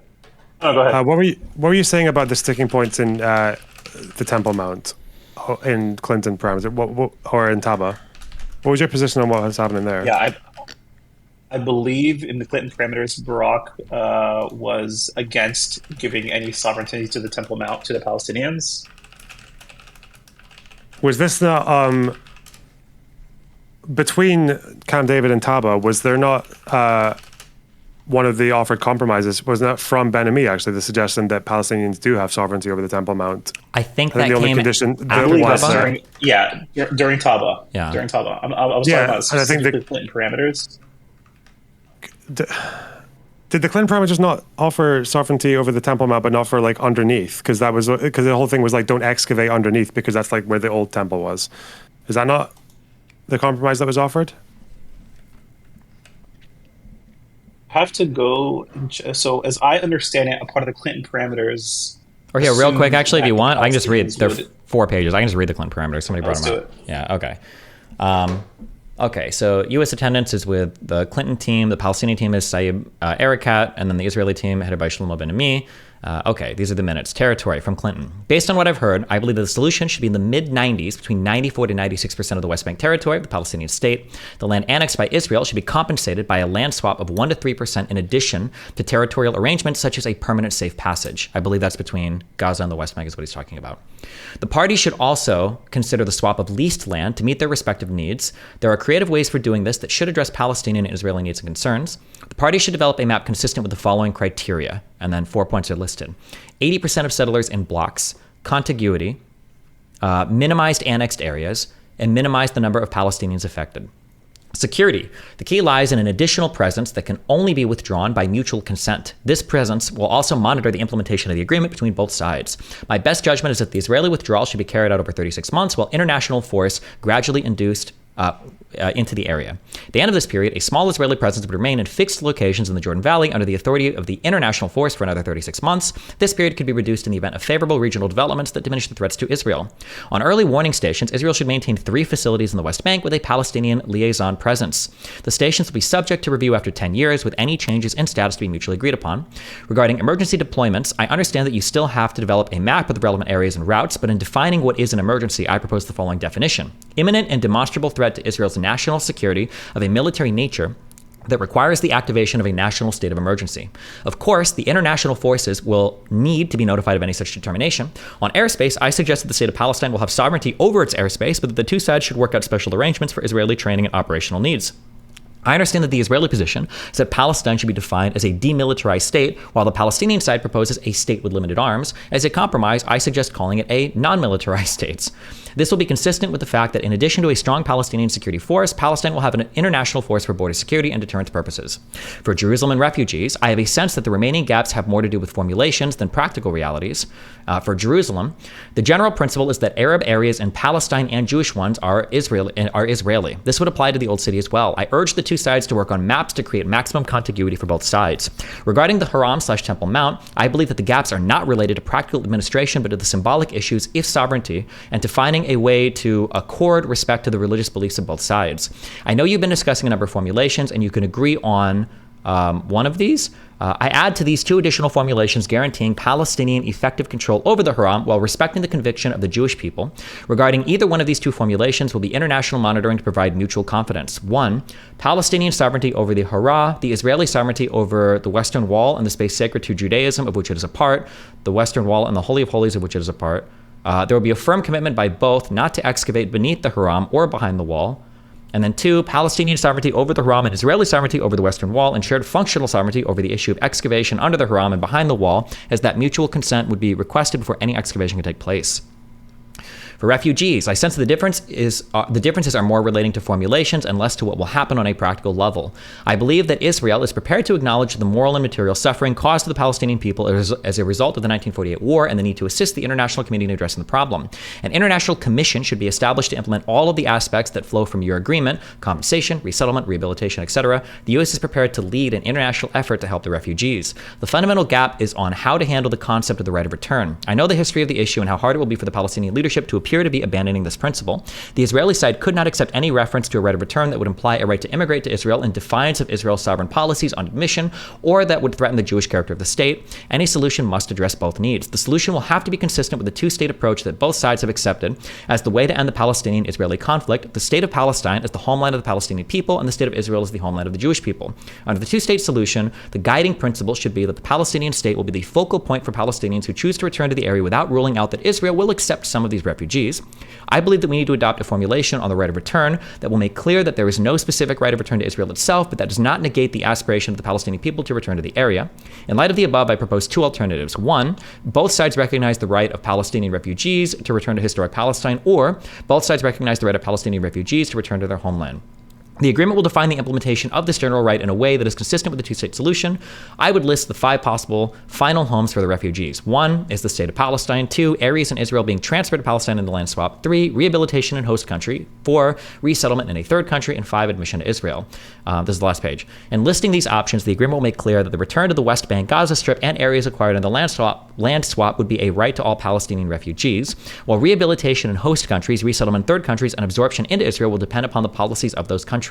Israel could indicate in the agreement that it intends to establish a policy so that some of the refugees would be absorbed into Israel consistent with Israel's sovereign decision. I believe that priority should be given to the refugee population in Lebanon. The parties would agree that this implements Resolution 194. The end of conflict. I propose that the agreement clearly mark the end of the conflict and its implementation put an end to all claims. This could be implemented through a UN Security Council resolution that notes that resolutions 242 and 338 have been implemented, and through the release of Palestinian prisoners. And concluding remarks, I believe that this is the outline of a fair and lasting agreement. It gives the Palestinian people the ability to determine their future on their own land, a sovereign and viable state recognized by the international community, Al-Quds as its capital, sovereignty over the Haram, and new lives for the refugees. It gives the people of Israel a genuine end to the conflict, real security, the preservation of sacred religious ties, and incorporation of 80% of its settlers into Israel, and the largest Jewish Jerusalem in history, recognized by all as its capital. This is the best I can do. Brief your leaders and tell me if they are prepared to come for discussions based on these ideas. If so, I would like to meet them next week separately. If not, I've taken this as far as I can. These are my ideas. If they are not accepted, they are not just off the table. They also go with me when I leave office. So this is the Clinton parameters. So he is saying Palestinian sovereignty over the Haram, but not excavation. That's the thing I imagined, right? I think so, yeah. What is the excavation? So are people trying to dig up the but Ten Commandments, or what the fuck is this? And unfortunately, fucking Arafat's problem with that was the negotiating team would generally say that it's not our place to speak on behalf of the Muslim world because it's the Haram al-Sharif. But I think Arafat particularly believed the excavation thing was a violation of their sovereignty because they don't, I think Arafat at one of the meetings actually said that a Jewish temple had never existed there. That was like one of his positions. Yeah, I mean, regardless though, I read this as Clinton clearly knew what he was talking about. He was probably very aware of what was going on in the region between both sides. But I still feel reading through this or hearing Destiny read through this that it's more taking on the position of what Israelis want and what Israel wants. Well, what do you think needs? What else needs to be in here? So first of all, before I go through what I think needs to be in there, I don't think Israel. I think Ehud Barak explicitly said that Palestinians, they wouldn't accept them getting sovereignty over the Temple Mount at all, not just excavation, any sovereignty. We can read through that if you're interested, but so to me, that's a big reservation. That's clearly outside of the Clinton parameters, right? Well, hold on, wait. Did Barak say this as part of the negotiations, or was that like a comment that he made after the negotiations fell through? We can go through that. Because I know that he made statements afterwards, but I think it was because he was trying to salvage his political shit, because after it was fucked, it was like, okay, well, we were never going to give this up anyway, basically. Oh, in the letters that you had open, the PDF, I wonder if it mentioned... It was in 2001. Okay. 2001, Barack publicly stated he was never going to accept Yeah, sovereignty yeah. over the Temple Mount. Yeah. Yeah. But I mean, I think they clearly, I think they were in a position to. I mean, but he's saying he wouldn't have. He's So. saying afterwards, yeah, but it's because the negotiations had already fallen through. It was fucked at that point. So of course he's going to salvage politically what he can. But for the Wasn't negotiation, Taba still into the? Yeah, but was Tom at the end of? It was either December 2000 or like January 2001. Let me check. Hold on. I need to I think it was memorize these. January. Okay, it was January 2001. But I want to say those Barack comments, I think, came after Taba was basically done. And then he was like, yeah, fuck them. I would have never done shit anyway. Wasn't he kicked out by that point in 2001? He might have been, yeah. Because his whole like administration was basically falling apart at this point, especially once the Second Intifada started, yeah. Actually, whoa, I might. Oh. Yeah, because it was January. Taba was January 2001. Yeah. Barack gets defeated in February. January 2001, he said that he wouldn't. I need to find the exact date for that. Hang on.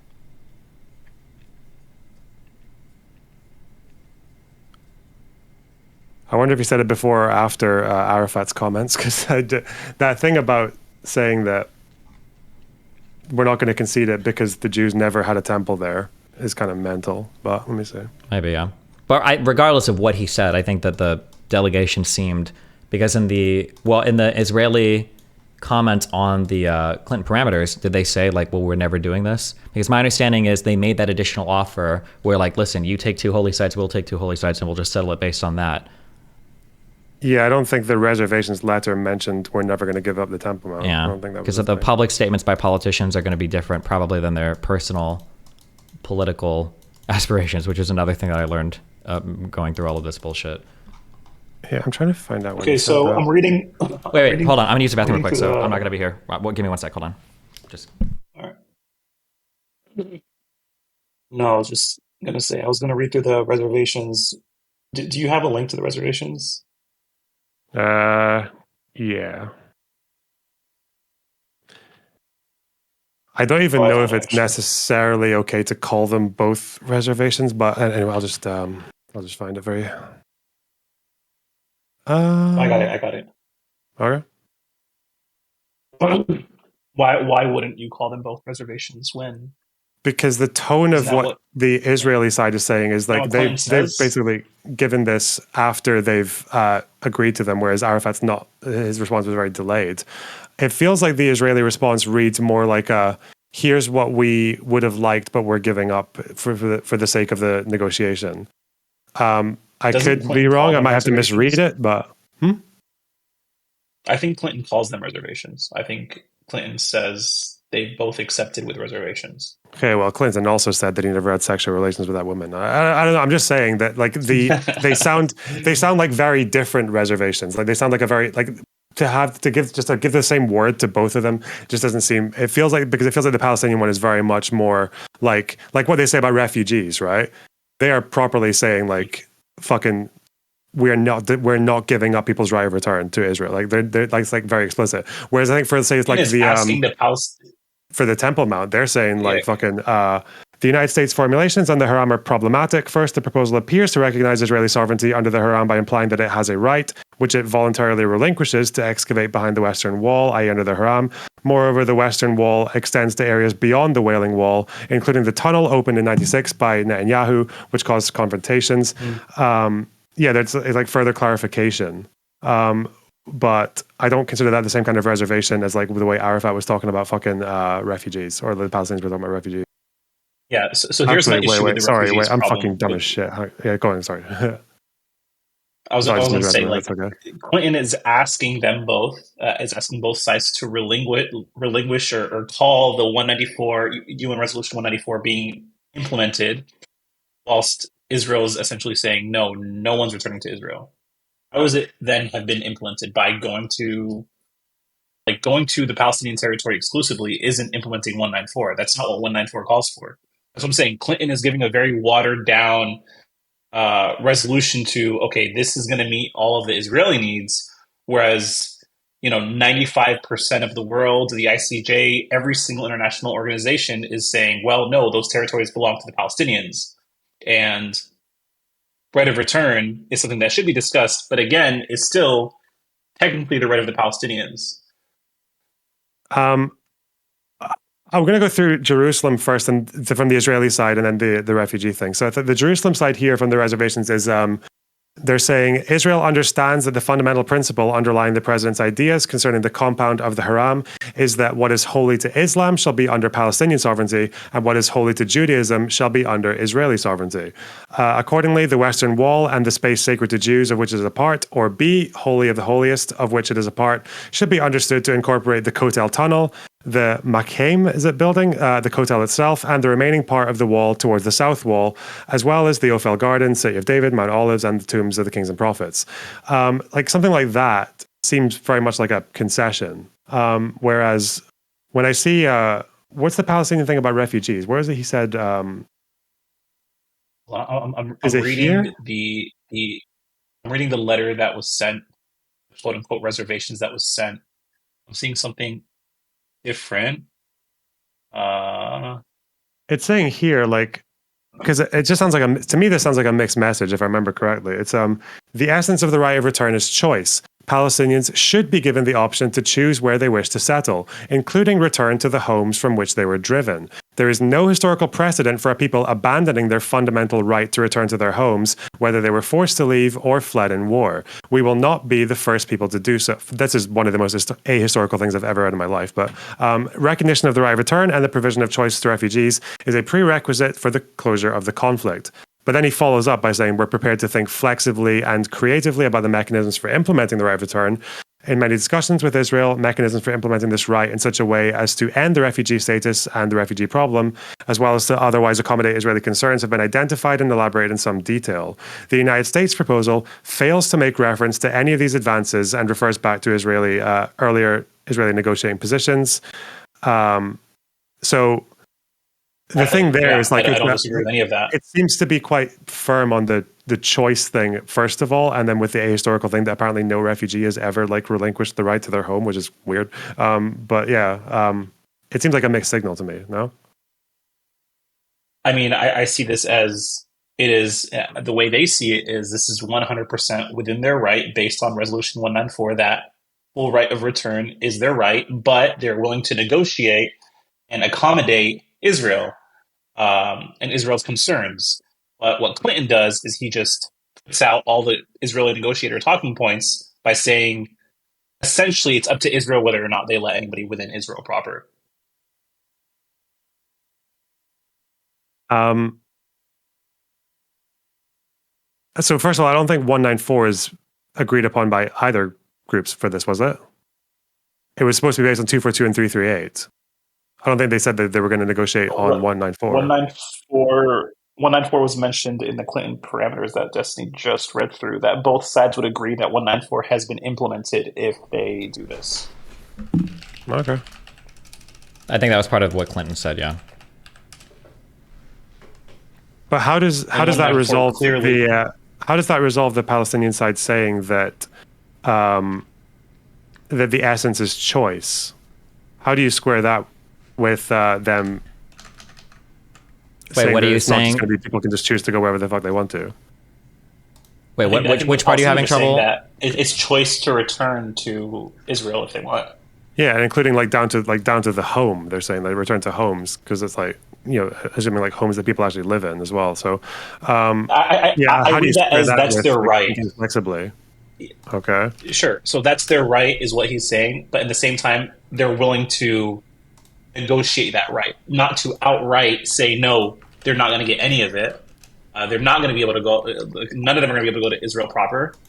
I think the way that Palestinian delegation has wrote this up was it's Palestinians' fundamental right to be able to return based on 194.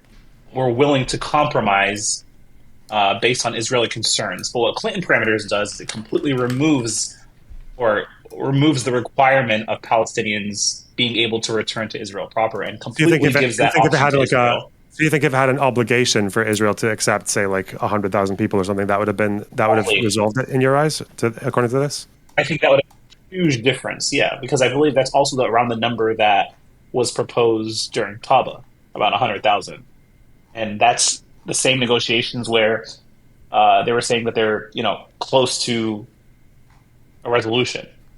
I think 100,000 is completely fair. Obviously, they're not going to accept 6 million or whatever that number is, but I don't think any Palestinian leadership has ever expected 6 million to return.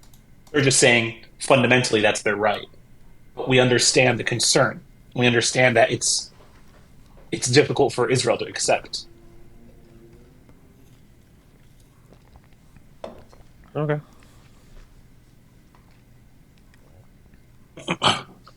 Like, I can see the argument for both sides. My whole thing when I first discussed this with Destiny is I feel like it's always been posed as the Palestinians have always been the ones that are the reason why these negotiations has failed. I think it's just completely false. Like, if you're negotiating over something, but you're starting from the starting point is based on what the other person wants to negotiate from, it's completely up to them, and their biggest ally doesn't seem very fair. Yeah, but your issue is when you're negotiating, it's like the classic problem of the Palestinians are just always going to be one generation behind what they're negotiating for, as long as they have that mindset.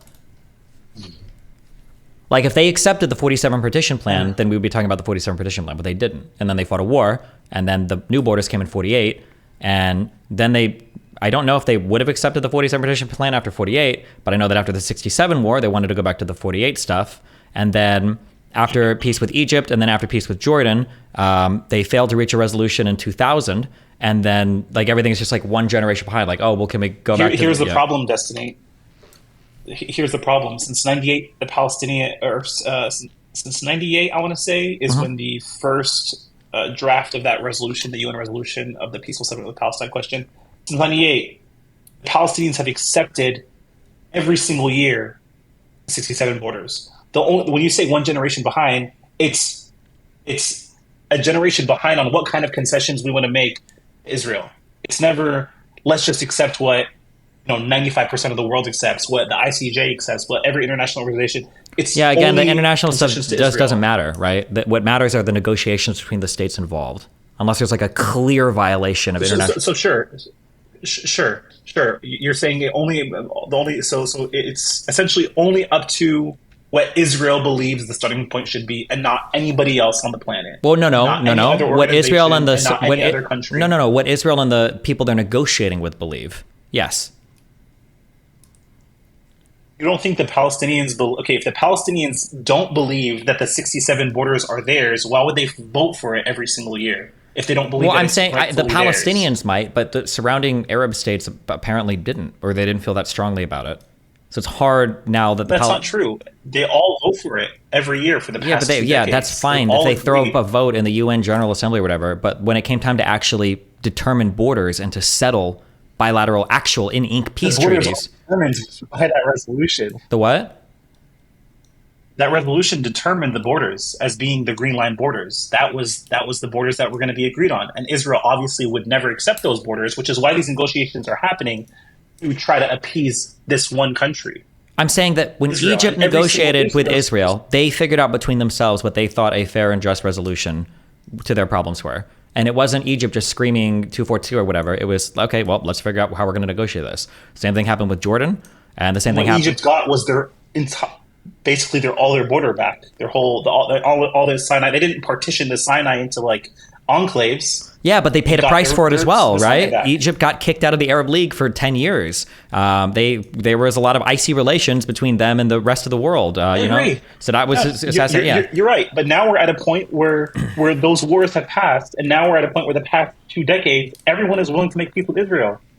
I agree. I agree that people are willing to make peace, but it's hard. I don't think Israel is ever going to say, okay, well, let's go back 60 years after you guys tried and failed after 2 intifadas, another war and all these terrorist groups. Now you want to go back to... That would never happen, Destiny. That's fake news. What never happened? What's fake news? Like propaganda. Israel from its start, its goal was to always expand and take the entire all of historic Palestine.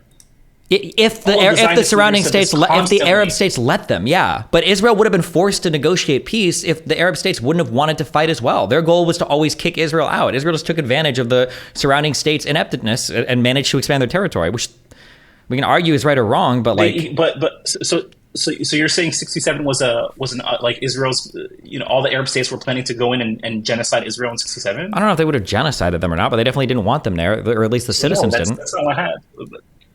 Israel started the war in 67. Yeah, right? off the backs Israel, of like the most 73 could have been insane avoided. like Arab rhetoric, anti-Israeli rhetoric from literally all the Arab states and all the provocations. Never going to be more.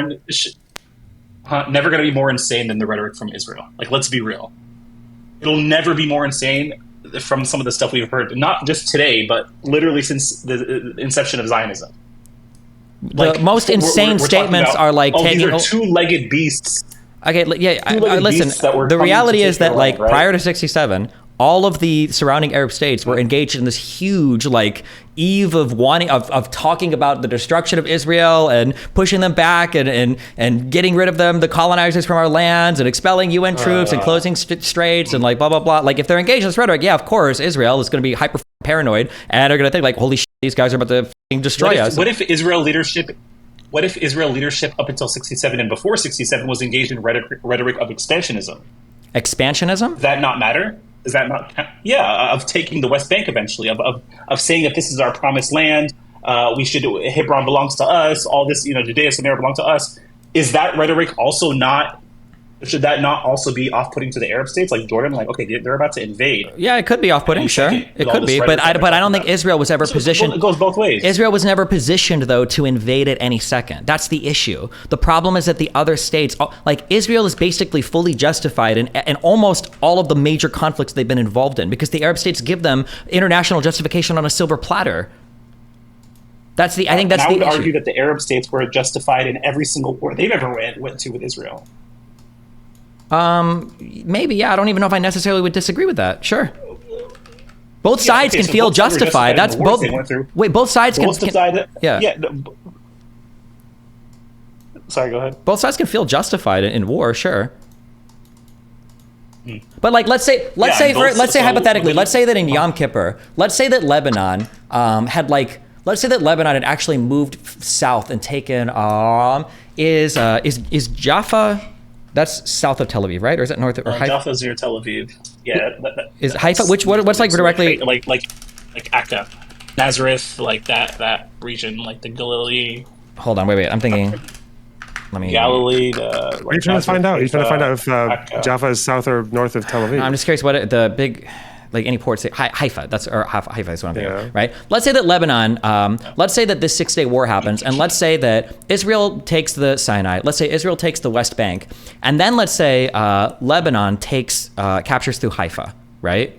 Do you think that there is any world ever where you or anybody else or any of the Arab states are negotiating to give that back to Israel? I think if that isn't given back to Israel, then none of the other regions that Israel acquired would have been given back, including the West Bank, including the Sinai. Wait, what? I feel like you would never expect. So you're saying in the 67 war, if Lebanon managed to take, Syria, if Syria managed to capture through like Haifa or whatever, do you think that Syria is ever giving that back to Israel? I think if they don't give that back, are you saying in this scenario that West Bank and the Sinai are also taken by Israel? Yeah, let's say Israel does good on the southern front. They do good on the Jordanian front, but on the Syrian front, they fuck up a little bit, and Syria actually manages to capture up through Nazareth and Haifa, and they own that territory. Do you think that they're ever giving that land back? Sure. I think no, but I also think Israel would never give the Sinai back at that point, and they would never give the West Bank back, not even an inch. So maybe, but I'm just showing that like territory, like it just happens to be that Israel won like all the surrounding land. So obviously, yeah, they're reticent to give it back. And now we can speak of like the tragedy of the Arab states. But the reality is, if they would have captured any territory, they would have fucking held on to it too. There was no shot they would ever give any of this back, and we'd be screaming, "Oh no, 242, you acquired it through conquest. That's not fair." Dude, Palestinians got fucked over by the Arab states too. Like, yeah, I agree. I don't disagree with that. So, I'm specifically talking about right now the Palestinians and the need for a state for them, a need for a country, or the need for, or just make a whole thing one country.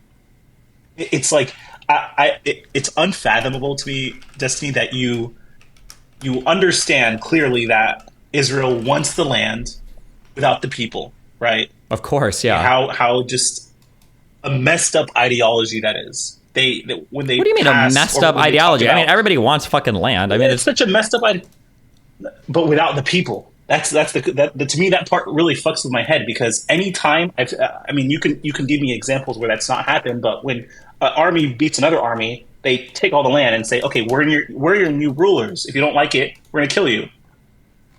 But in like this scenario, it's like we're gonna kind of take it, but not. We're gonna call it disputed forever, so you can't call it an illegal occupation. We're gonna move all of our people in and slowly annex pieces that have the least amount of. I don't know what you're arguing about right now. I agree that this is wrong. It's not the right way to go about things. Even the early Israeli prime ministers knew that you couldn't do that. Yeah. Yeah. So I mean, one side of the Israeli prime ministers. No, all of them realized that like you can't capture this land without either expelling the people or dealing with the demographic issue. It's a huge issue to deal with. Yeah. So why do you think that none of the prime ministers have offered to just give back the West Bank? Because after 67, Israel became fucking delusional and feel like they were like entitled to their fucking ancient homelands because God guided them through the fucking 6-Day War. And he had a huge division of like, they kind of started to divert from the secular foundations to this more religious, messianic, hallucinatory idea of like, holy shit, maybe we can actually have all of this fucking land.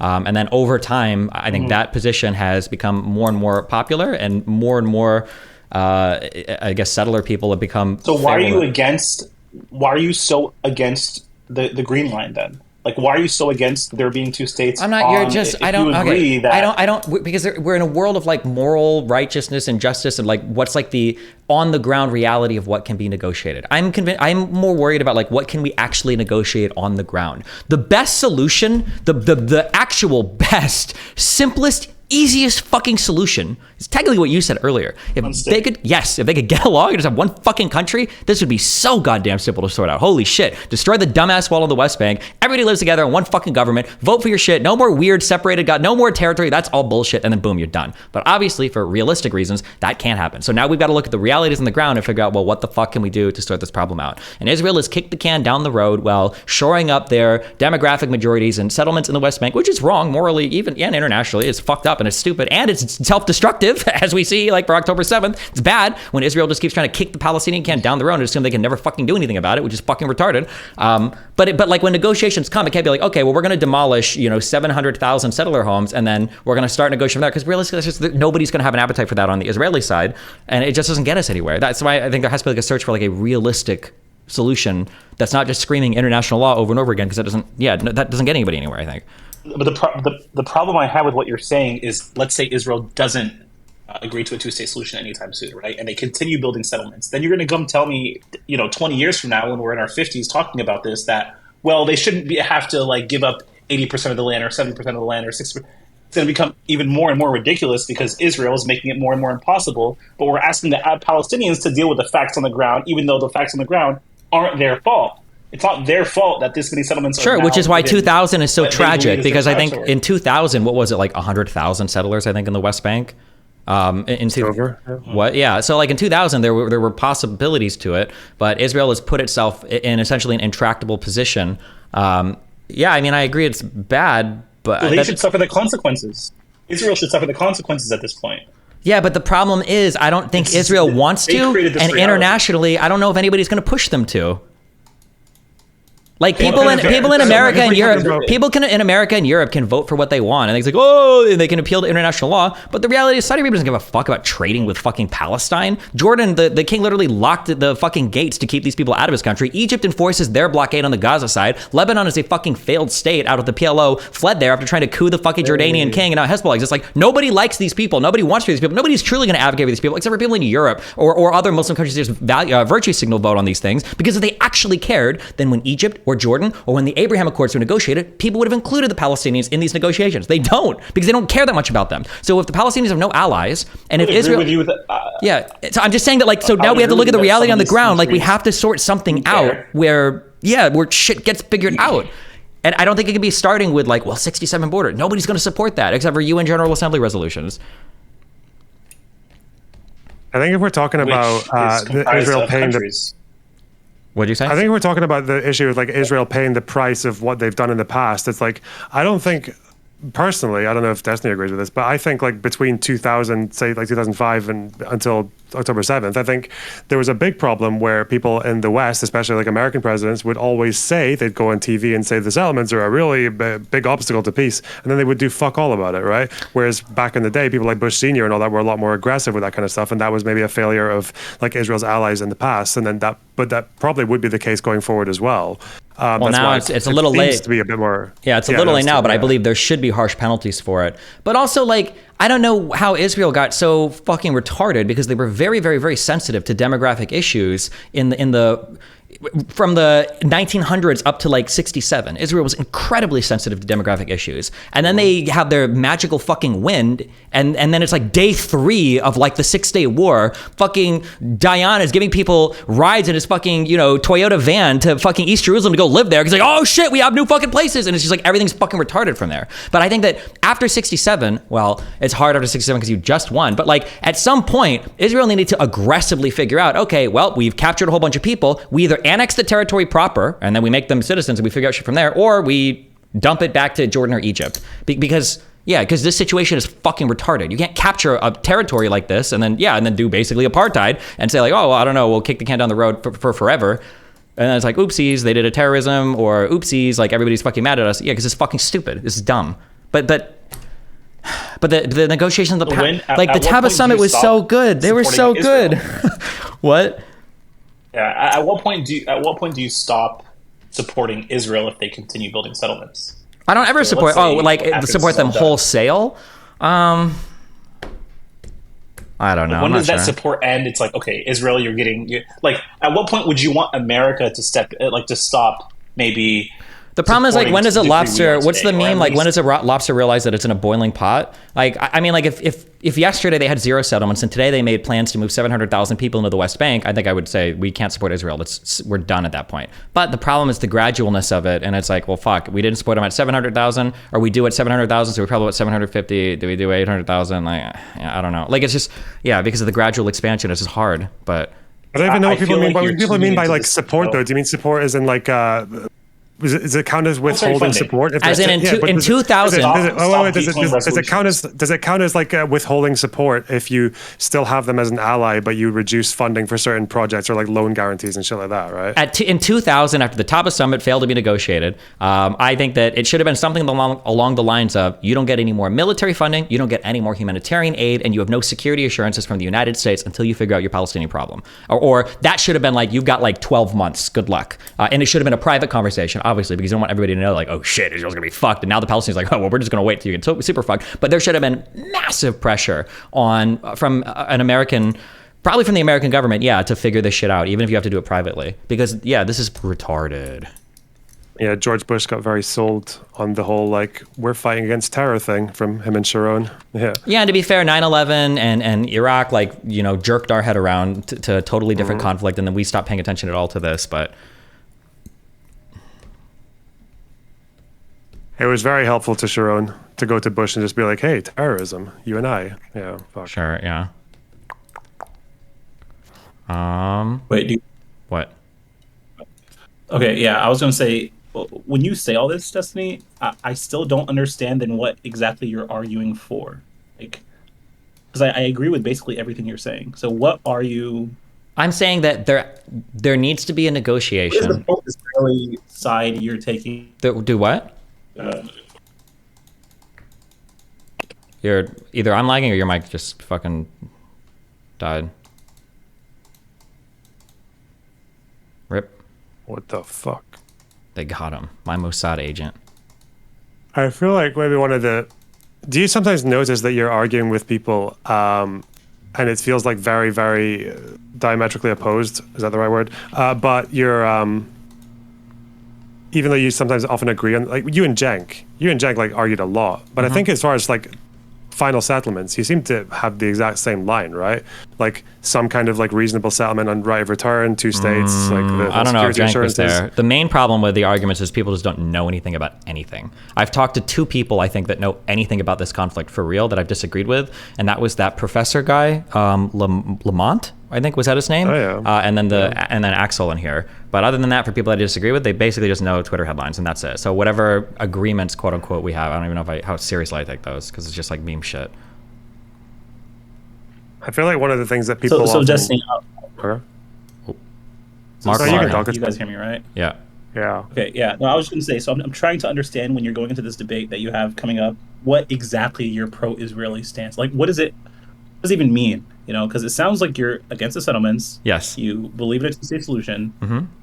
So I don't know exactly what you're going to be arguing for. Is it just international, like quibbling over international law, or The issue is that this problem has been botched on both sides, meaning the Israeli side and the Arab side, for a long time. And it's not just Israel. It's not just their incessant desire for more territorial acquisition and the Holocaust manufacturing drama and blah, blah, blah, that both sides have made a lot of mistakes. Israel has just always capitalized on them way better, generally speaking, than the other side. And that now we've come to a situation where 80 years later, Israel has made big gains and capitalized on the mistakes of their neighbors a lot. And now their neighbors are salty as fuck. And they're like, well, okay, we want to go back in time because this is bullshit now.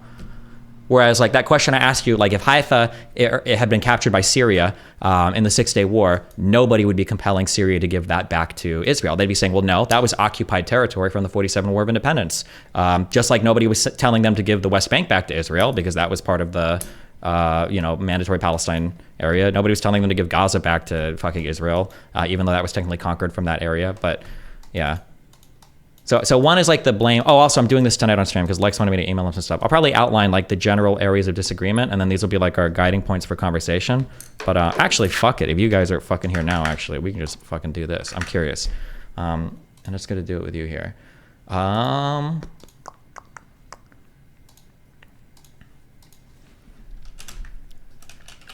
gonna say one thing while you're doing that. Fuck the N-word again. Sorry. Yeah. All right. So what I generally think is that I think the problem that people run into is they have a difficulty of squaring the fact that Israel is obviously in a much more powerful position. Like the whole, like if you look at the whole, like the disappearing Palestine maps where they started with this much and they took this much and this much and the expansion of settlements and all that. Like I think people struggle to square that fact, like that massive power imbalance, with the fact that the only way out is going to be for like a bilateral negotiation that both sides can find some kind of agreement on. I think that's why, because I think the kind of like oppressor-oppressed thing kind of taints the fact that although it is a very uneven power dynamic, you still have to just like live in the real world and consider that both sides need to have some kind of like, there needs, whatever the answer is, it needs to accommodate like fundamental concerns from both ends. Yeah. Where when you hear that whole like, oh, just that, like I think even you, Axel, like kind of like quickly said, but people say just like, oh, just end the occupation, then you'll end the violence. And I think when people say that, is that I think they often expect the answer to just come unilaterally from Israel, regardless of what the Palestinians or the Arab states are doing or saying. And I feel like the only way you'd ever achieve that would be like the rest of the world forcing Israel to do it. And I just don't see that as like a reasonable way out. Because I can say, for example, I don't even think the 67 borders completely with all 700,000 settlers gone is necessarily that moral either. Because I think a lot of the way that Israel achieved a lot of their land wasn't really done in the most ethical way either. So, but obviously that's one side of it. But like there's no unilateral or bilateral way of ever achieving that. So I think often people kind of confuse what they consider like looking for like the best answer when really it's more of like the least bad one. Like that's how I see Clinton and Taba and Camp David as like, I don't see it as an amazing deal. I just see it as like the least bad one given the circumstances of the time. Yeah, I think Taba was really good. It's unfortunate. Like it would have been nice if it was at the start of Ehud Barak's time or whatever. Also, your timeline for Ehud Barak, he did publicly say that he was never going to give up the fucking Temple Mount in the beginning of January. But then after that, Clinton announced that both sides had agreed to the terms with reservations. And then by the time they reached Taba, I think it seemed to be that the negotiators were offering that whole Israeli sovereignty over the bottom, or like Palestinian sovereignty over the mount, but not to excavate. And that's when Arafat was like, no, because there was no Jewish temple there. Yeah. Wait, you said Ehud Barak said no to He gave sovereignty that public when statement in the beginning of January 2001, but then something happened after Clinton afterwards. parameters. And yeah, but then between that and the Taba meetings, Clinton had publicly stated that both Barak and Arafat had agreed to the parameters. And then within Taba, it seems to be that the negotiators were offering the Yeah, I Palestinian agree sovereignty within over the temple. Taba No, that yeah, I think within Taba they definitely Israel accepted Palestinian sovereignty there. I think again Taba was just I think the true missed opportunity, but again I don't think that missed opportunity was just a complete and utter failure by either side. I think it was I'm pretty no sure time. most other Something Arabs else. describe it as like, or their leadership describes it as like a crime against the Palestinians. Yeah, one Saudi guy. And the Egyptian ambassador as well. I can give you. I mean, have you watched any like Palestinian leaders besides Abbas, Hamas, or Arafat like talking about it? Like anybody else in the PNC, any other of the delegations? Like, No, have you why? seen What do any of they their say? interviews on Link this me one. topic? Sure. I feel like I've linked you several about Edward Said, but Mustafa Barghouti is also really good. I will link you some that they specifically talk about. I'll send you a good one for Oslo and a good one for Camp David. Sure. And, Or just send me the one for Taba. I'm just curious who says which of the Palestinian leadership says that Taba was like a bad deal. Oh, no one says it's a bad deal. I'm saying they were close, and it's no one's fault. That's what I mean. But about Taba. Arafat literally took 10 days to respond, and the list of reservations he gave were so outside of the Clinton parameters that like he basically said Well, that's no. a different thing. Clinton parameters is different than Taba. I thought Because after the I thought Clinton parameters, I thought that Taba was literally the encapsulation of the Clinton parameters. Am I wrong on that?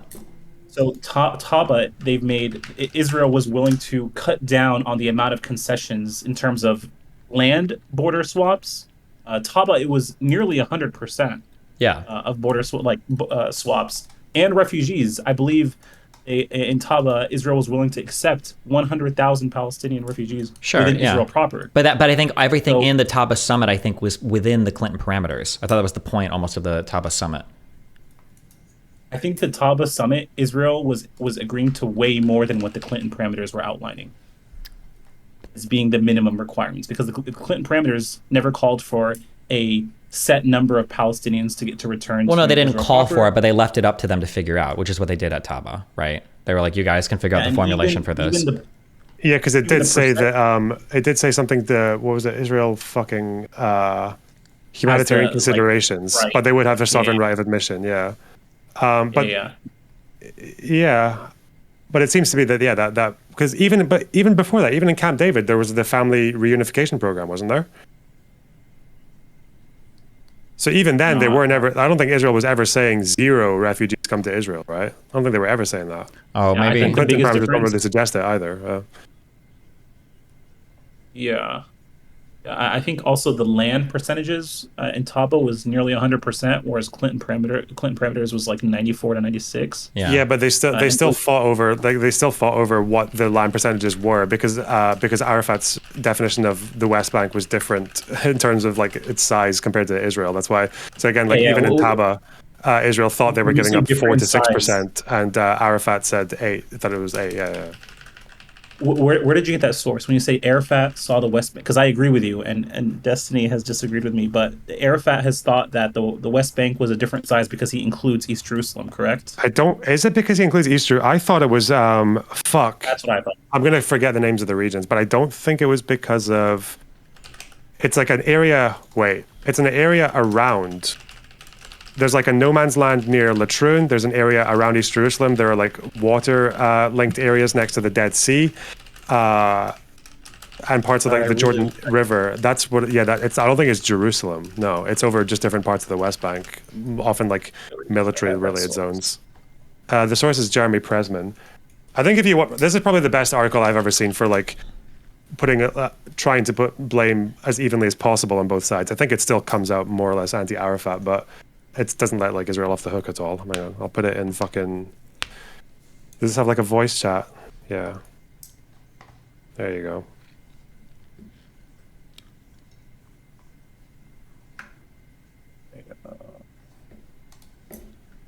So, Destiny, I'm going to send you. I mean, you don't have to look at this now, but I'm just going to send you a interview where one of the Palestinian delegators that ended up quitting because of Oslo, what he was saying about Oslo. Sure. I mean, Oslo, I'm not as concerned with it. I feel like. It's very good, I promise. Be not I'll be good back in stream. 1 minute, guys.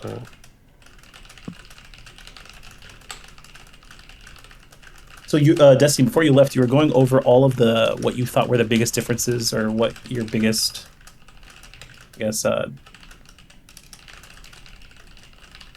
arguments are going to be with Finkelstein and Maureen. Oh yeah, wait. I'm sorry. Here, before we even do that, actually, okay. If when you're looking at this, what are the major questions that you think? If you could see like the world's preeminent scholars, fucking Benny Morris, Norm Finkelstein, and Stephen Bonnell, okay, discussing like what are the things that you would want to see like Benny Morris and Finkelstein tear into, starting from the So beginning. I think Benny Morris. So I think Benny Morris. A lot of the quotes that are used against him, the main ones are the Arab antagonism to Zionism was based off of disposition and not because of a fear of disposition.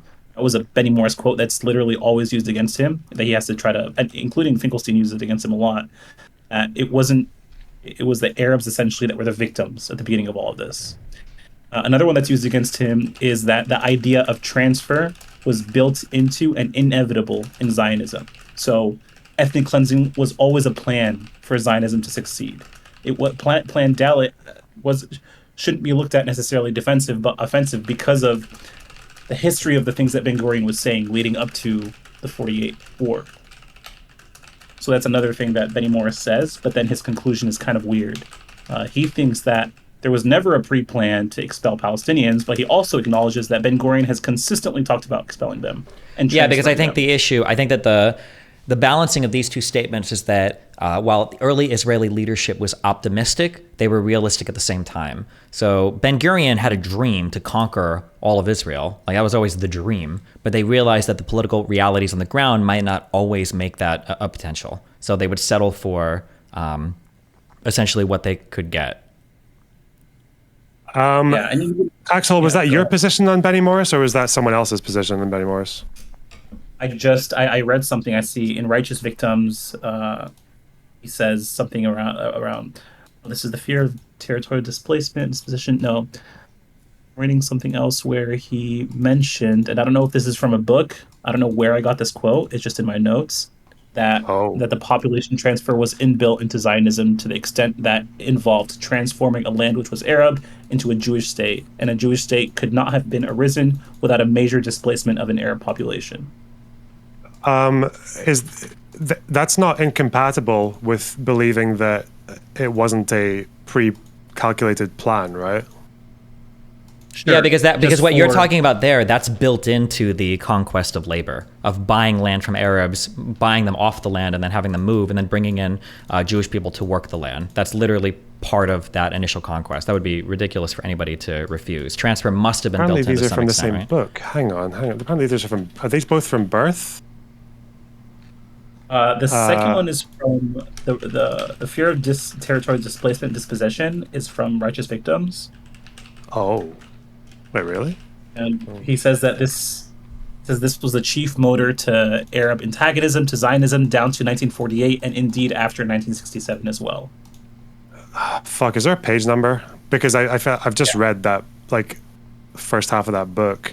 I feel like if you read the whole book, it's very clear what he's saying, though. He's saying that even since Herzl, they kind of publicly would state very much that the Jews will come over to Palestine, they'll develop the economy, people will get on, it'll be that kind of thing. But even in his own diary, he's saying it's quite likely that Arabs are going to have to go somewhere else to let a Jewish state flourish. And then when they're talking about settlements, the idea of like linking settlements, and the only way they could be properly linked within a state would be removal. So they're always saying that, but that's very different from them actually sitting there and pre-planning like for decades, like an anticipated ethnic cleansing thing, right? That's my understanding of it. It's Here's the problem. There's a letter. I don't know if this is a diary entry from Ben Gurion or not. Oh, But Benny fucking Morris, dire entry. Sorry, go on. This Benny is the Morris Pape thing. Sorry. Benny Morris later explains.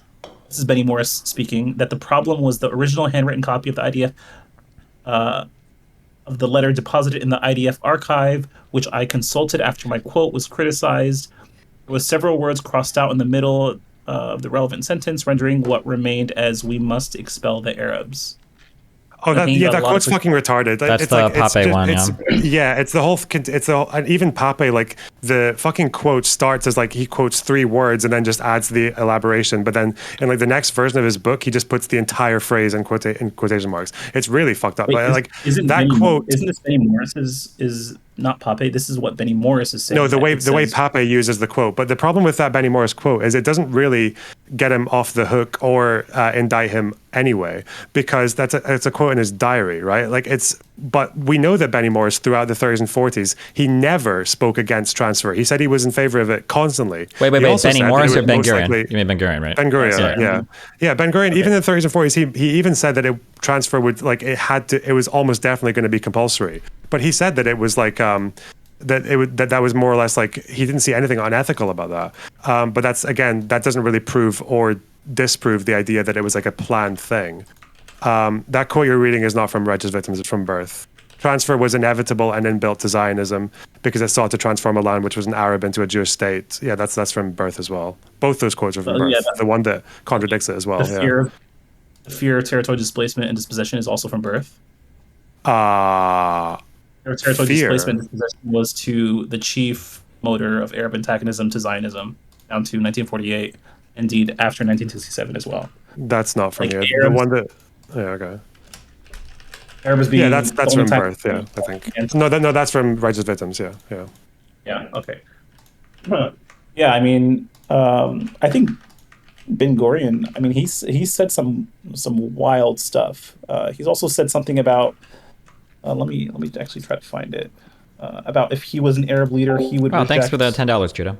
Any deal with the Zionists as well. That quote, I read that quote in Righteous Victims when he's basically saying, like, if I was an Arab, I wouldn't be with us either because I stole the country from them. Yeah, that's like the quote, but that quote might not be real because it was someone said that he said it. Basically, it wouldn't surprise me if he said that. But I mean, it was like the leader of like some Zionist, the founder of what was it called? This is the first Zionist Congress. It was the founder of that essentially attributed that quote to Ben Gurion, and that same guy went on saying how many times Israel failed to make peace with the Arabs. I think he said that quote in before the 60s, but the dispute over these quotes from Benny Morris, I don't think it's a really simple argument to make, isn't it? It's quite clear that almost every leader of the Yishuv up until 48 knew that at some point Arabs were going to have to fuck off somewhere. Like, that's basically what most of them believed. But that's not the same as the claim that people like Finkelstein trying to make, which is that they spent the entirety of the 20s, 30s, 40s calculating and planning the forced removal, which was executed by the way of Plan Dalet, because that's not what happened.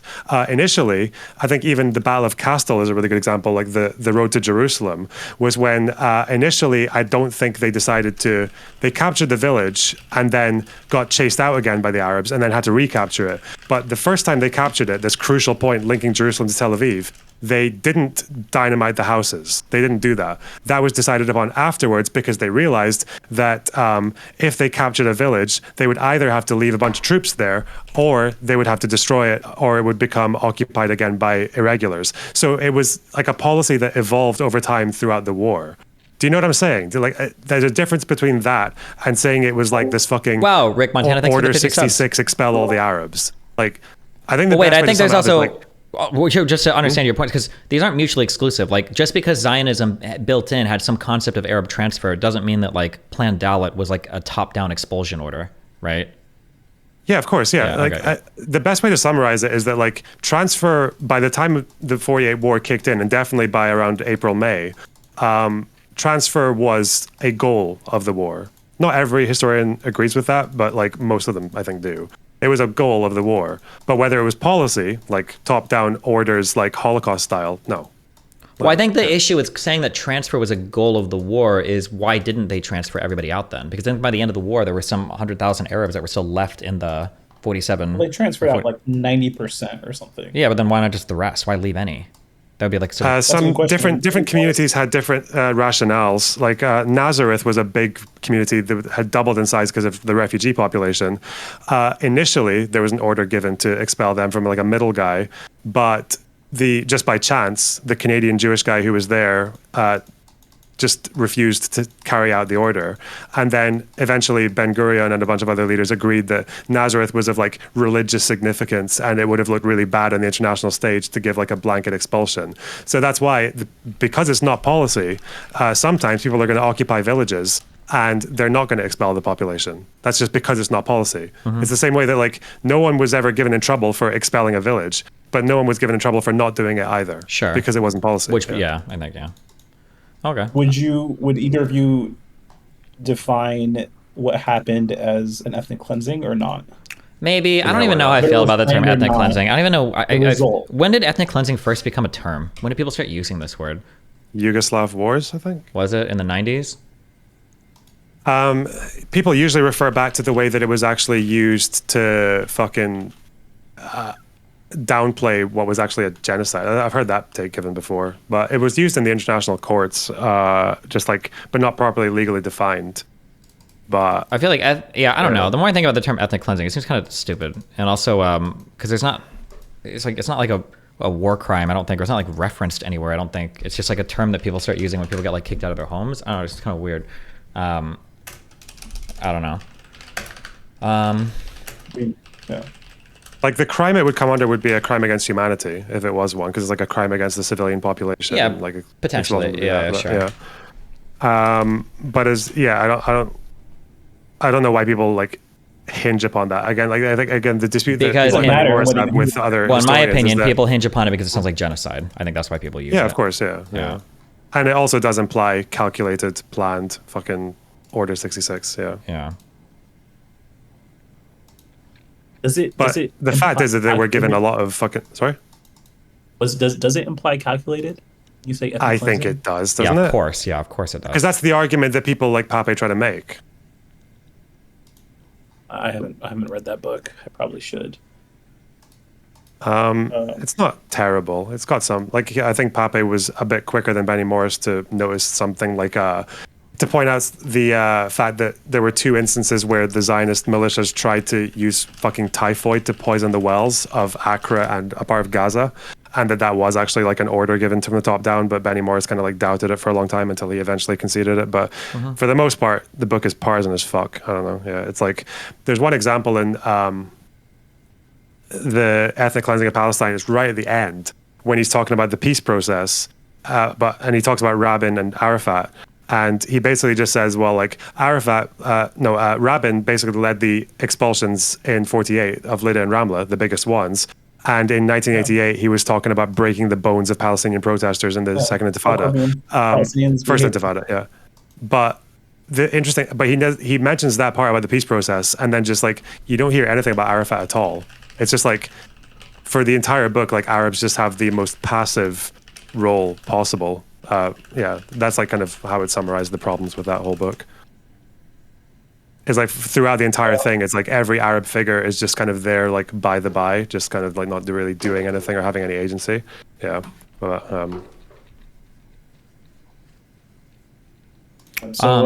wait, okay, hold on real quick. I need to do this because I told Lex I would have this done for tonight. For major things from start to finish, what do you think are the big topics that we should cover here? Like I would say from the first Aliyah to like 1947 or whatever. What?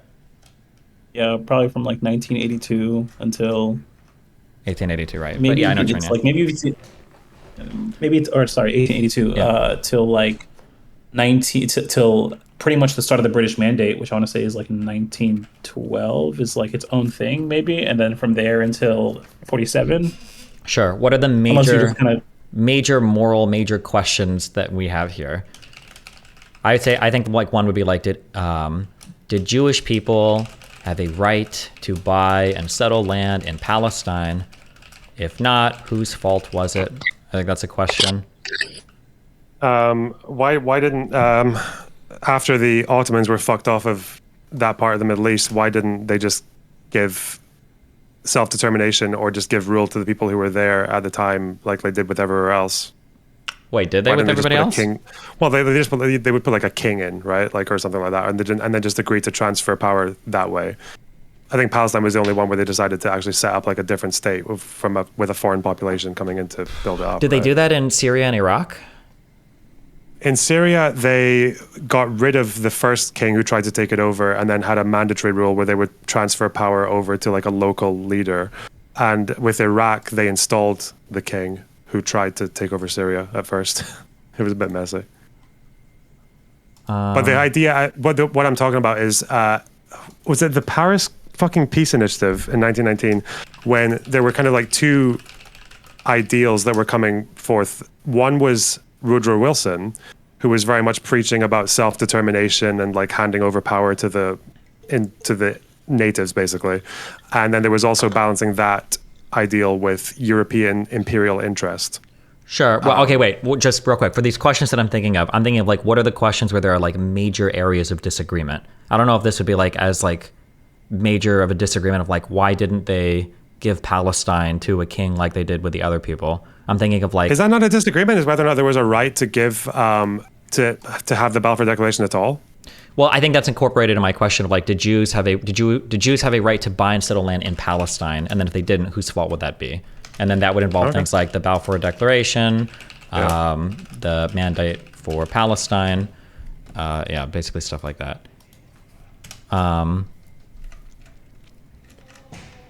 Any other big pre-48 questions that people disagree on? Who just left? I think it was Axel. Maybe there'd be a question about Palestinian nationalism. Yeah, maybe. Were the Palestinian people a cohesive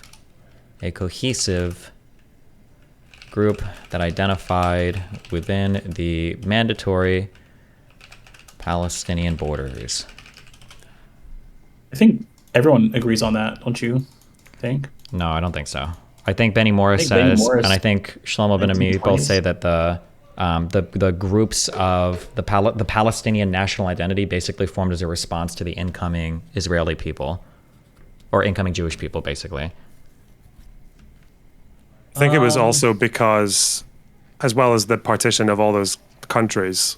Yeah, I mean, why? Originally, exactly, the Palestinians, like the very first anti-Zionist riot in Jerusalem was at 1920, and it was because, but back then they were still expecting to be part of like Syria, Palestina. They wanted Palestine to just be part of Syria. Yeah, sure. Greater Syria, and then I think after Syria got disconnected from that in like 1921, 22, 23, then that was when it became more of like just Palestine thing. Mm-hmm. Yeah. I think a disagreement also, would be, and I'd be interested to see what Finkelstein would have to say about this, because I don't know, is how much is the Arab leadership or Zionist leadership to blame for the lack of a peaceful settlement before 48? Like in the 30s with Peel, or with fucking even the... Oh, there's another agreement as well. Yeah, the 39 white paper, anything like that, right? Who is to blame for... I feel like most reasonable people here, I think, would acknowledge that both Jews and Palestinians probably had good reasons not to want necessarily an agreement here. Like, is Benny Morris going to fight and say, no, the Palestinians should have immediately ceded to the partition plan and given Jews like a big chunk of land? I think he... Wouldn't he? I thought he would. You think he'd fight against it? He'd say the Palestinians have no right to care about that land at all? Doesn't he literally say that, like... the partition plan? Yeah. I don't know. Actually, that's a good question. I always feel like his attitude towards that kind of stuff is very like unapologetic. Like, there's nothing unethical about buying the land. There's nothing unethical about building the state in that area. Yeah, but I think both of those things can be true, because I kind of believe that. I don't think there's necessarily anything unethical about it. But I also can understand the Palestinian plight of feeling dispossessed from their lands and wanting to fight. Like, I think both those things can be true, right? Yeah, I think there's definitely one place, I think, where Benny Morris does blame Arab leadership for missing an opportunity. And I think it was the 39 white paper, because that was very much when Britain had turned their backs on Zionism and were very generous towards the Arabs. But I think the the reason Al Husseini ditched that offer was because the British promise was to limit Jewish immigration for a set period and then stop it completely, but he just wanted stopped immediately. And that was actually possibly an offer from the British that most Palestinians seem to support. So I can find the details for that if you want. So you think do you think there's going to be a disagreement on when this conflict started? Like, what caused this conflict to start? Was it Zionism? Was it, trying to force a state on another people's land? Was it? I feel like we'll do you all think think there's that the gonna be conflict probably starts in like the 1880s with the International Zionist Movement. That'd be my guess. Okay, and in terms of the Palestinian people cohesive group, I did some digging, and the earliest I can find even the term Palestinian is in the late 1800s. I don't know if that's relevant to you at all, but there were some fringe groups that started identifying themselves as Palestinian after Ottoman rule had loosened up some restrictions. Sure. I'm not necessarily looking I to don't answer these think that- questions. I'm just trying to send Lex a list of questions that he thinks would be good to guide the debate. Oh, I see. Yeah. Yeah, I'm not trying to I know there's a big dispute between Benny Morris and Khalidi because Khalidi starts his book in 1917. He calls it like the 100 Years War on Palestine, like a history of settler colonialism, etc. And I think Benny Morris's thing is that he accuses pro-Palestinian people of starting at 1917 rather than 1870 because 1917 invokes the whole like imperialist thing a lot more clearly with the Balfour Declaration. Mm-hmm. So I don't know what Finkelstein would say about that though. Okay. I don't know how big or how relevant the disagreement is going to be there. I doubt we're going to spend too much time on like ancient history. I imagine like half of this 5-hour conversation is going to be like over the last 20 years probably, or maybe even over the last like 15 years. Since like Hamas onwards. Or I guess it's Finkelstein like, generally starts from 48. I feel like Yeah, sure. he generally starts from 48. for the Israeli War of Independence, or the First Arab-Israeli War in 1948, I think one big question is going to be, did Israel explicitly set out to expel all Arabs from their conquered land? I don't know how to spell this word. The fuck? Do you want me to give you this part about the missed opportunity in 39 Nope. from Morris? I'm just all I'm looking for right now are the Right. big things to send Lex to see what we would debate over. I'm not looking for answers to these. I'm just saying where are the big areas of contention, and then he'll send this to all the other debaters, and this will be like the guiding blueprint, ideally, of our conversation. Okay. So the explicit expulsion, it comes down to the planned Dalit stuff. That's a really big one for the Israeli War of Independence. I'm looking at like what are the two different stories that are being told on the pro-Zionist and the pro-Palestinian side, because those are going to be where all the major disagreements are. Yeah, so obviously, was ethnic cleansing like a pre-planned, integral to Zionism thing? Yeah. They probably isn't there a big dispute over whether or not the '67 war was a war of no choice? Or Yep, that's true. I haven't gotten there yet. I'll put that there. But so anything else around 48 that are hugely different things? Oh, I think a really good one is what caused the Nakba, because people have different kind of interpretations of that. I think Finkelstein has actually written a paper, and Benny Morris has written a response paper. They actually argue about that. So it'll be interesting to see them hash that out in person.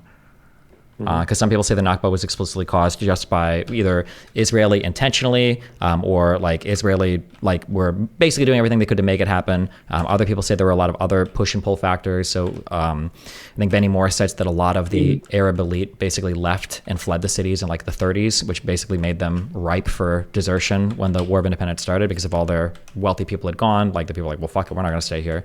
And that other Arab states were encouraging them to flee sometimes on like radio advertisement or radio like warnings and shit. So there's like a push and pull there. What about the expulsion of Jews from Arab country, or the fleeing of Jews? You think there's going to be a disagreement there on whether that actually happened, whether it was, out of their own will? Jewish expulsions, Jewish pogroms / expulsions from other countries. For every successive Arab-Israeli war, Jews claim they fled other countries to escape anti-Semitism. Because I think Avi Schleim at least for the Iraq, for Iraq, blames a lot of it on Zionists and the Mossad. According to him, I think he wrote a whole book about it that Benny Morris disagreed with heavily. Yeah, I don't think there's any solid sourcing on that. It's the I wish I could remember the name of it, but basically there was an accusation that Mossad agents were bombing places in Baghdad to try to get Jewish people to flee. I don't know if any solid evidence was ever found of that. I don't know what Avi Schleim. It was like one or two guys like threw fucking grenades into a synagogue. I think that's all it was, wasn't it? And a couple of people died.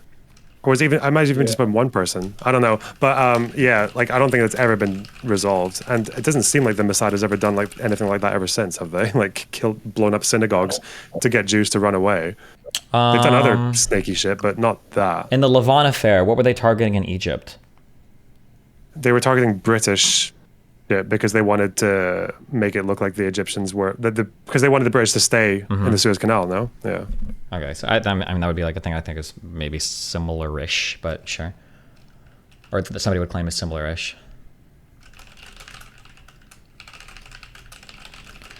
Yeah, there's a lot more topics in the '67 war, I think. Okay, so Jewish pogroms, expulsions of the country. Okay, 6 Day.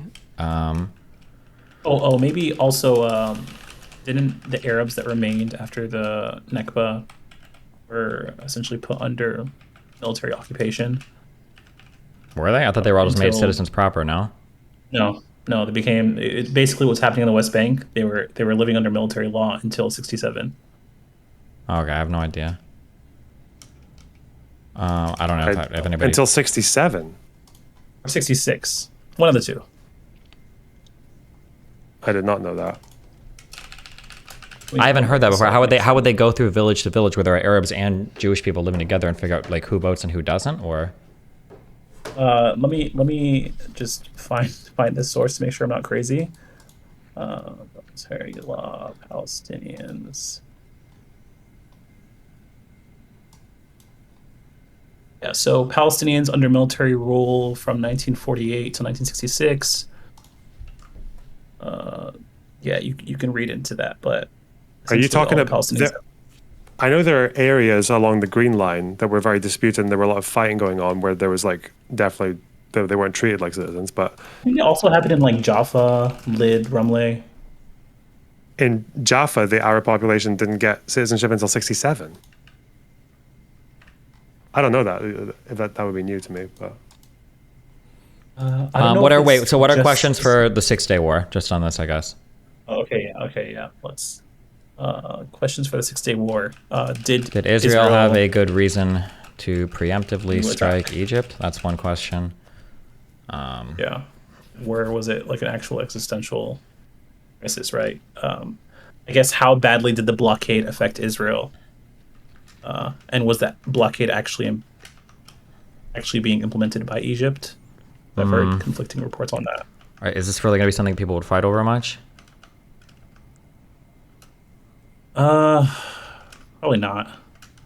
Yeah, I don't know if that's. Well, I mean, you'd have to argue Israel had I guess that falls into, does Israel have a good reason to? Yeah, preemptively strike Egypt. I think it'll come out of that. Yeah. That's when the territories were acquired. Let's see. Yom Kippur happens. Peace with Egypt.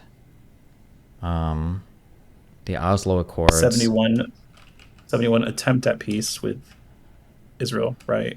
Yeah, I'm looking for big areas of disagreement. I don't know how many areas of disagreement there are going to be there.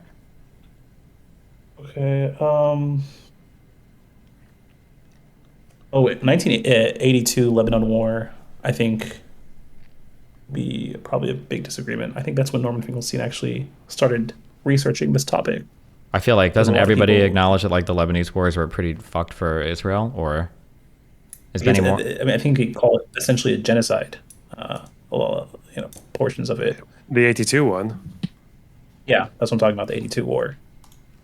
That's a bit weird. I mean, I know there was one UN report by some Irish dude who called Sabra Shatila a genocide. I don't know if he said Israel committed it though, because they didn't. They let up flares and allowed it to happen.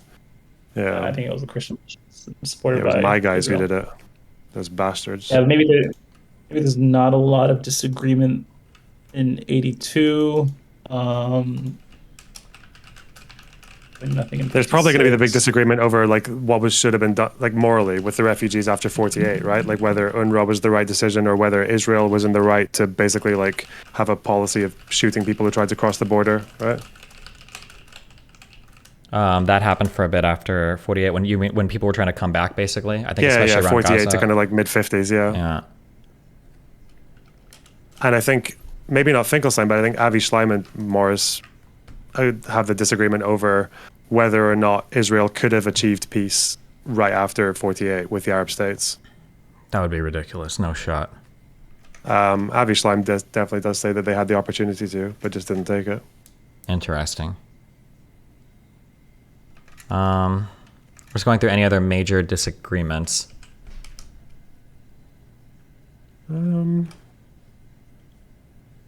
Like we can go recently as well.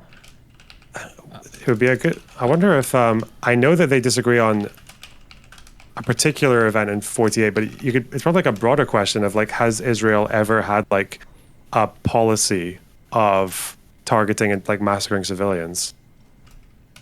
Has it ever been like an actual state policy, like top down, in their operations? Because I know I there think they had are a policy of torture, right? of what? Torture during the Torture. pursuit of all the- Yeah, of course they have torture. Yeah, like they've invented torture techniques. Yeah, but I'm talking about like I think one disagreement they have is Operation Hiram in 48 was one of the probably the worst one because I think it was like 9 massacres committed in fucking 3 days or something. And I think Morris and Finkelstein disagree on whether or not that operation, like those massacres, were ordered in advance. Because obviously Finkelstein seems to believe that Israel targets civilians like on the regular, right? Like genocidally. It'd be maybe worth asking. Yeah. Like, I think that's how like a much general precedent there is question. for Has that. Israel ever had a policy of committing massacres / war crimes against civilians? Has Israel ever explicitly been a settler colonial state or slash That's a good one. Yeah. explicitly What about aimed who's- towards who's- territorial expansion? Who's the reason for Oslo's failure? True. Who's to blame? I feel like both sides are going to say both. I feel like both sides are going to say both sides fucked up. I think Finkelstein would have to admit that. No.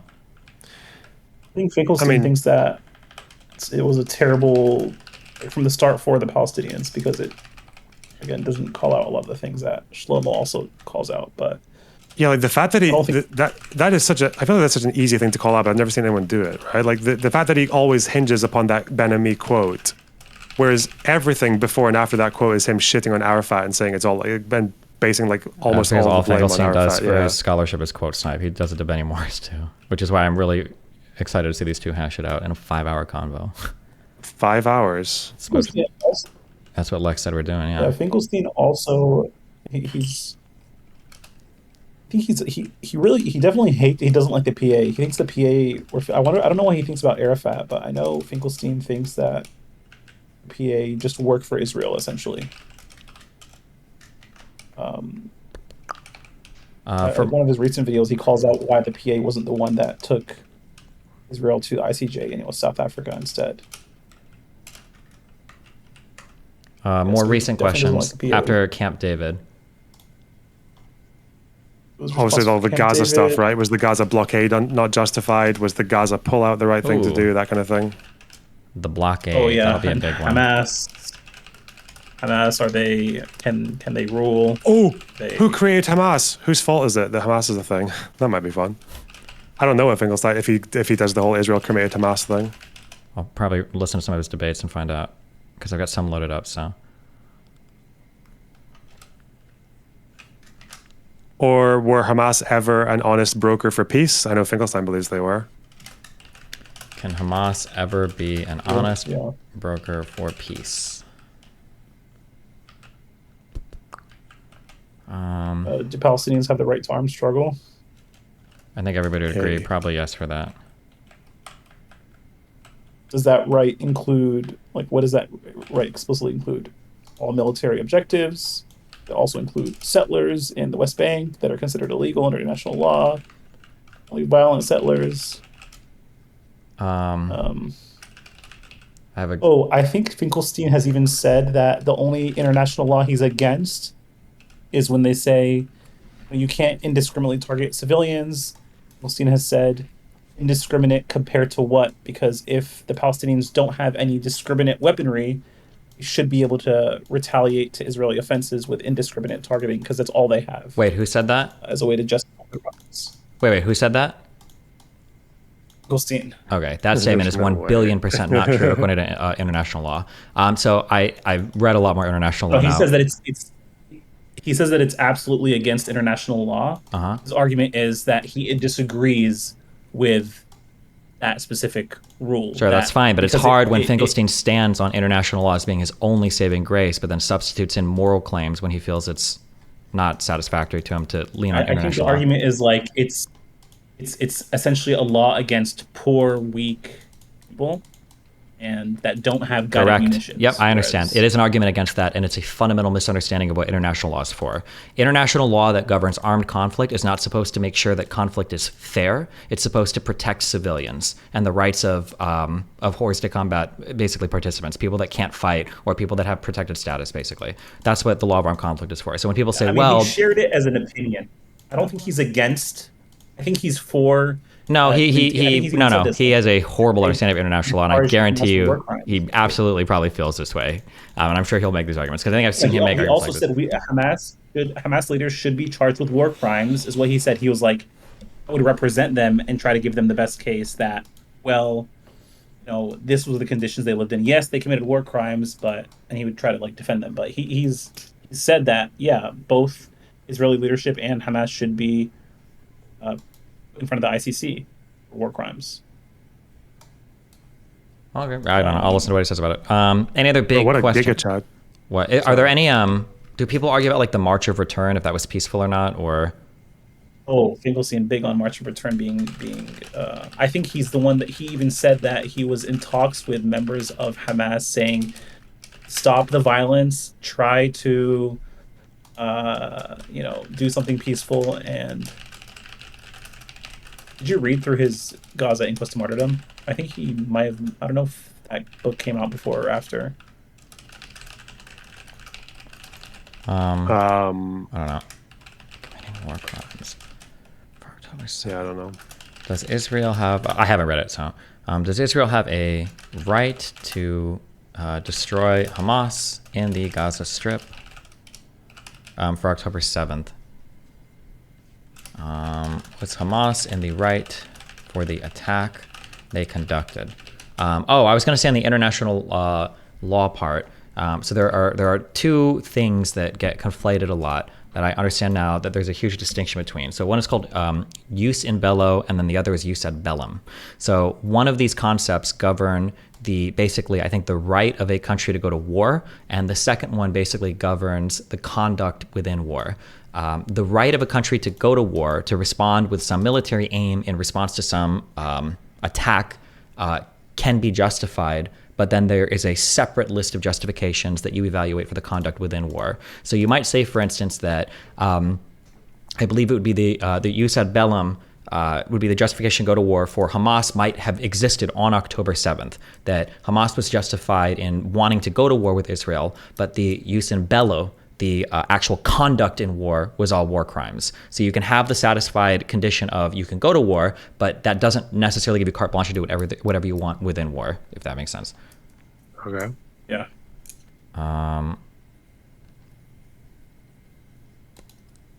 Okay. All right. Anything else real quick? Otherwise, I'm going to keep reading on stuff. I'm working my way through the 2008 war. I want to get all current on my history like by tomorrow. I should have been reading more today. I might stay up late and read tonight, but... I think another 48 question might just be about, was it reasonable to see the refugees as like a fifth column if they came back to Israel that would destroy the state? I don't know. Is there are these like huge? That sounds like a really niche historical argument. I don't know if we'll get into that much. For refugee return. In 1948, I think it goes on to this day though, right? They still disagree on right of return. Well, yeah, but I think in their RT debate, like Finkelstein was like purely testing Benny Moore's of opposing right of return, so probably come up. Okay, I'll put that under general questions. What is a what is what's a a fair just settlement of the refugees? Yeah, what is right, a fair peace settlement for Israel/Palestine? Whoops. And then Starting point for negotiations. This would have to declare right of return, borders, holy sites, security arrangements. Yeah. Okay. Okay, I'm gonna fuck off now, guys. Take care. I love you. Careful, bud. Bye.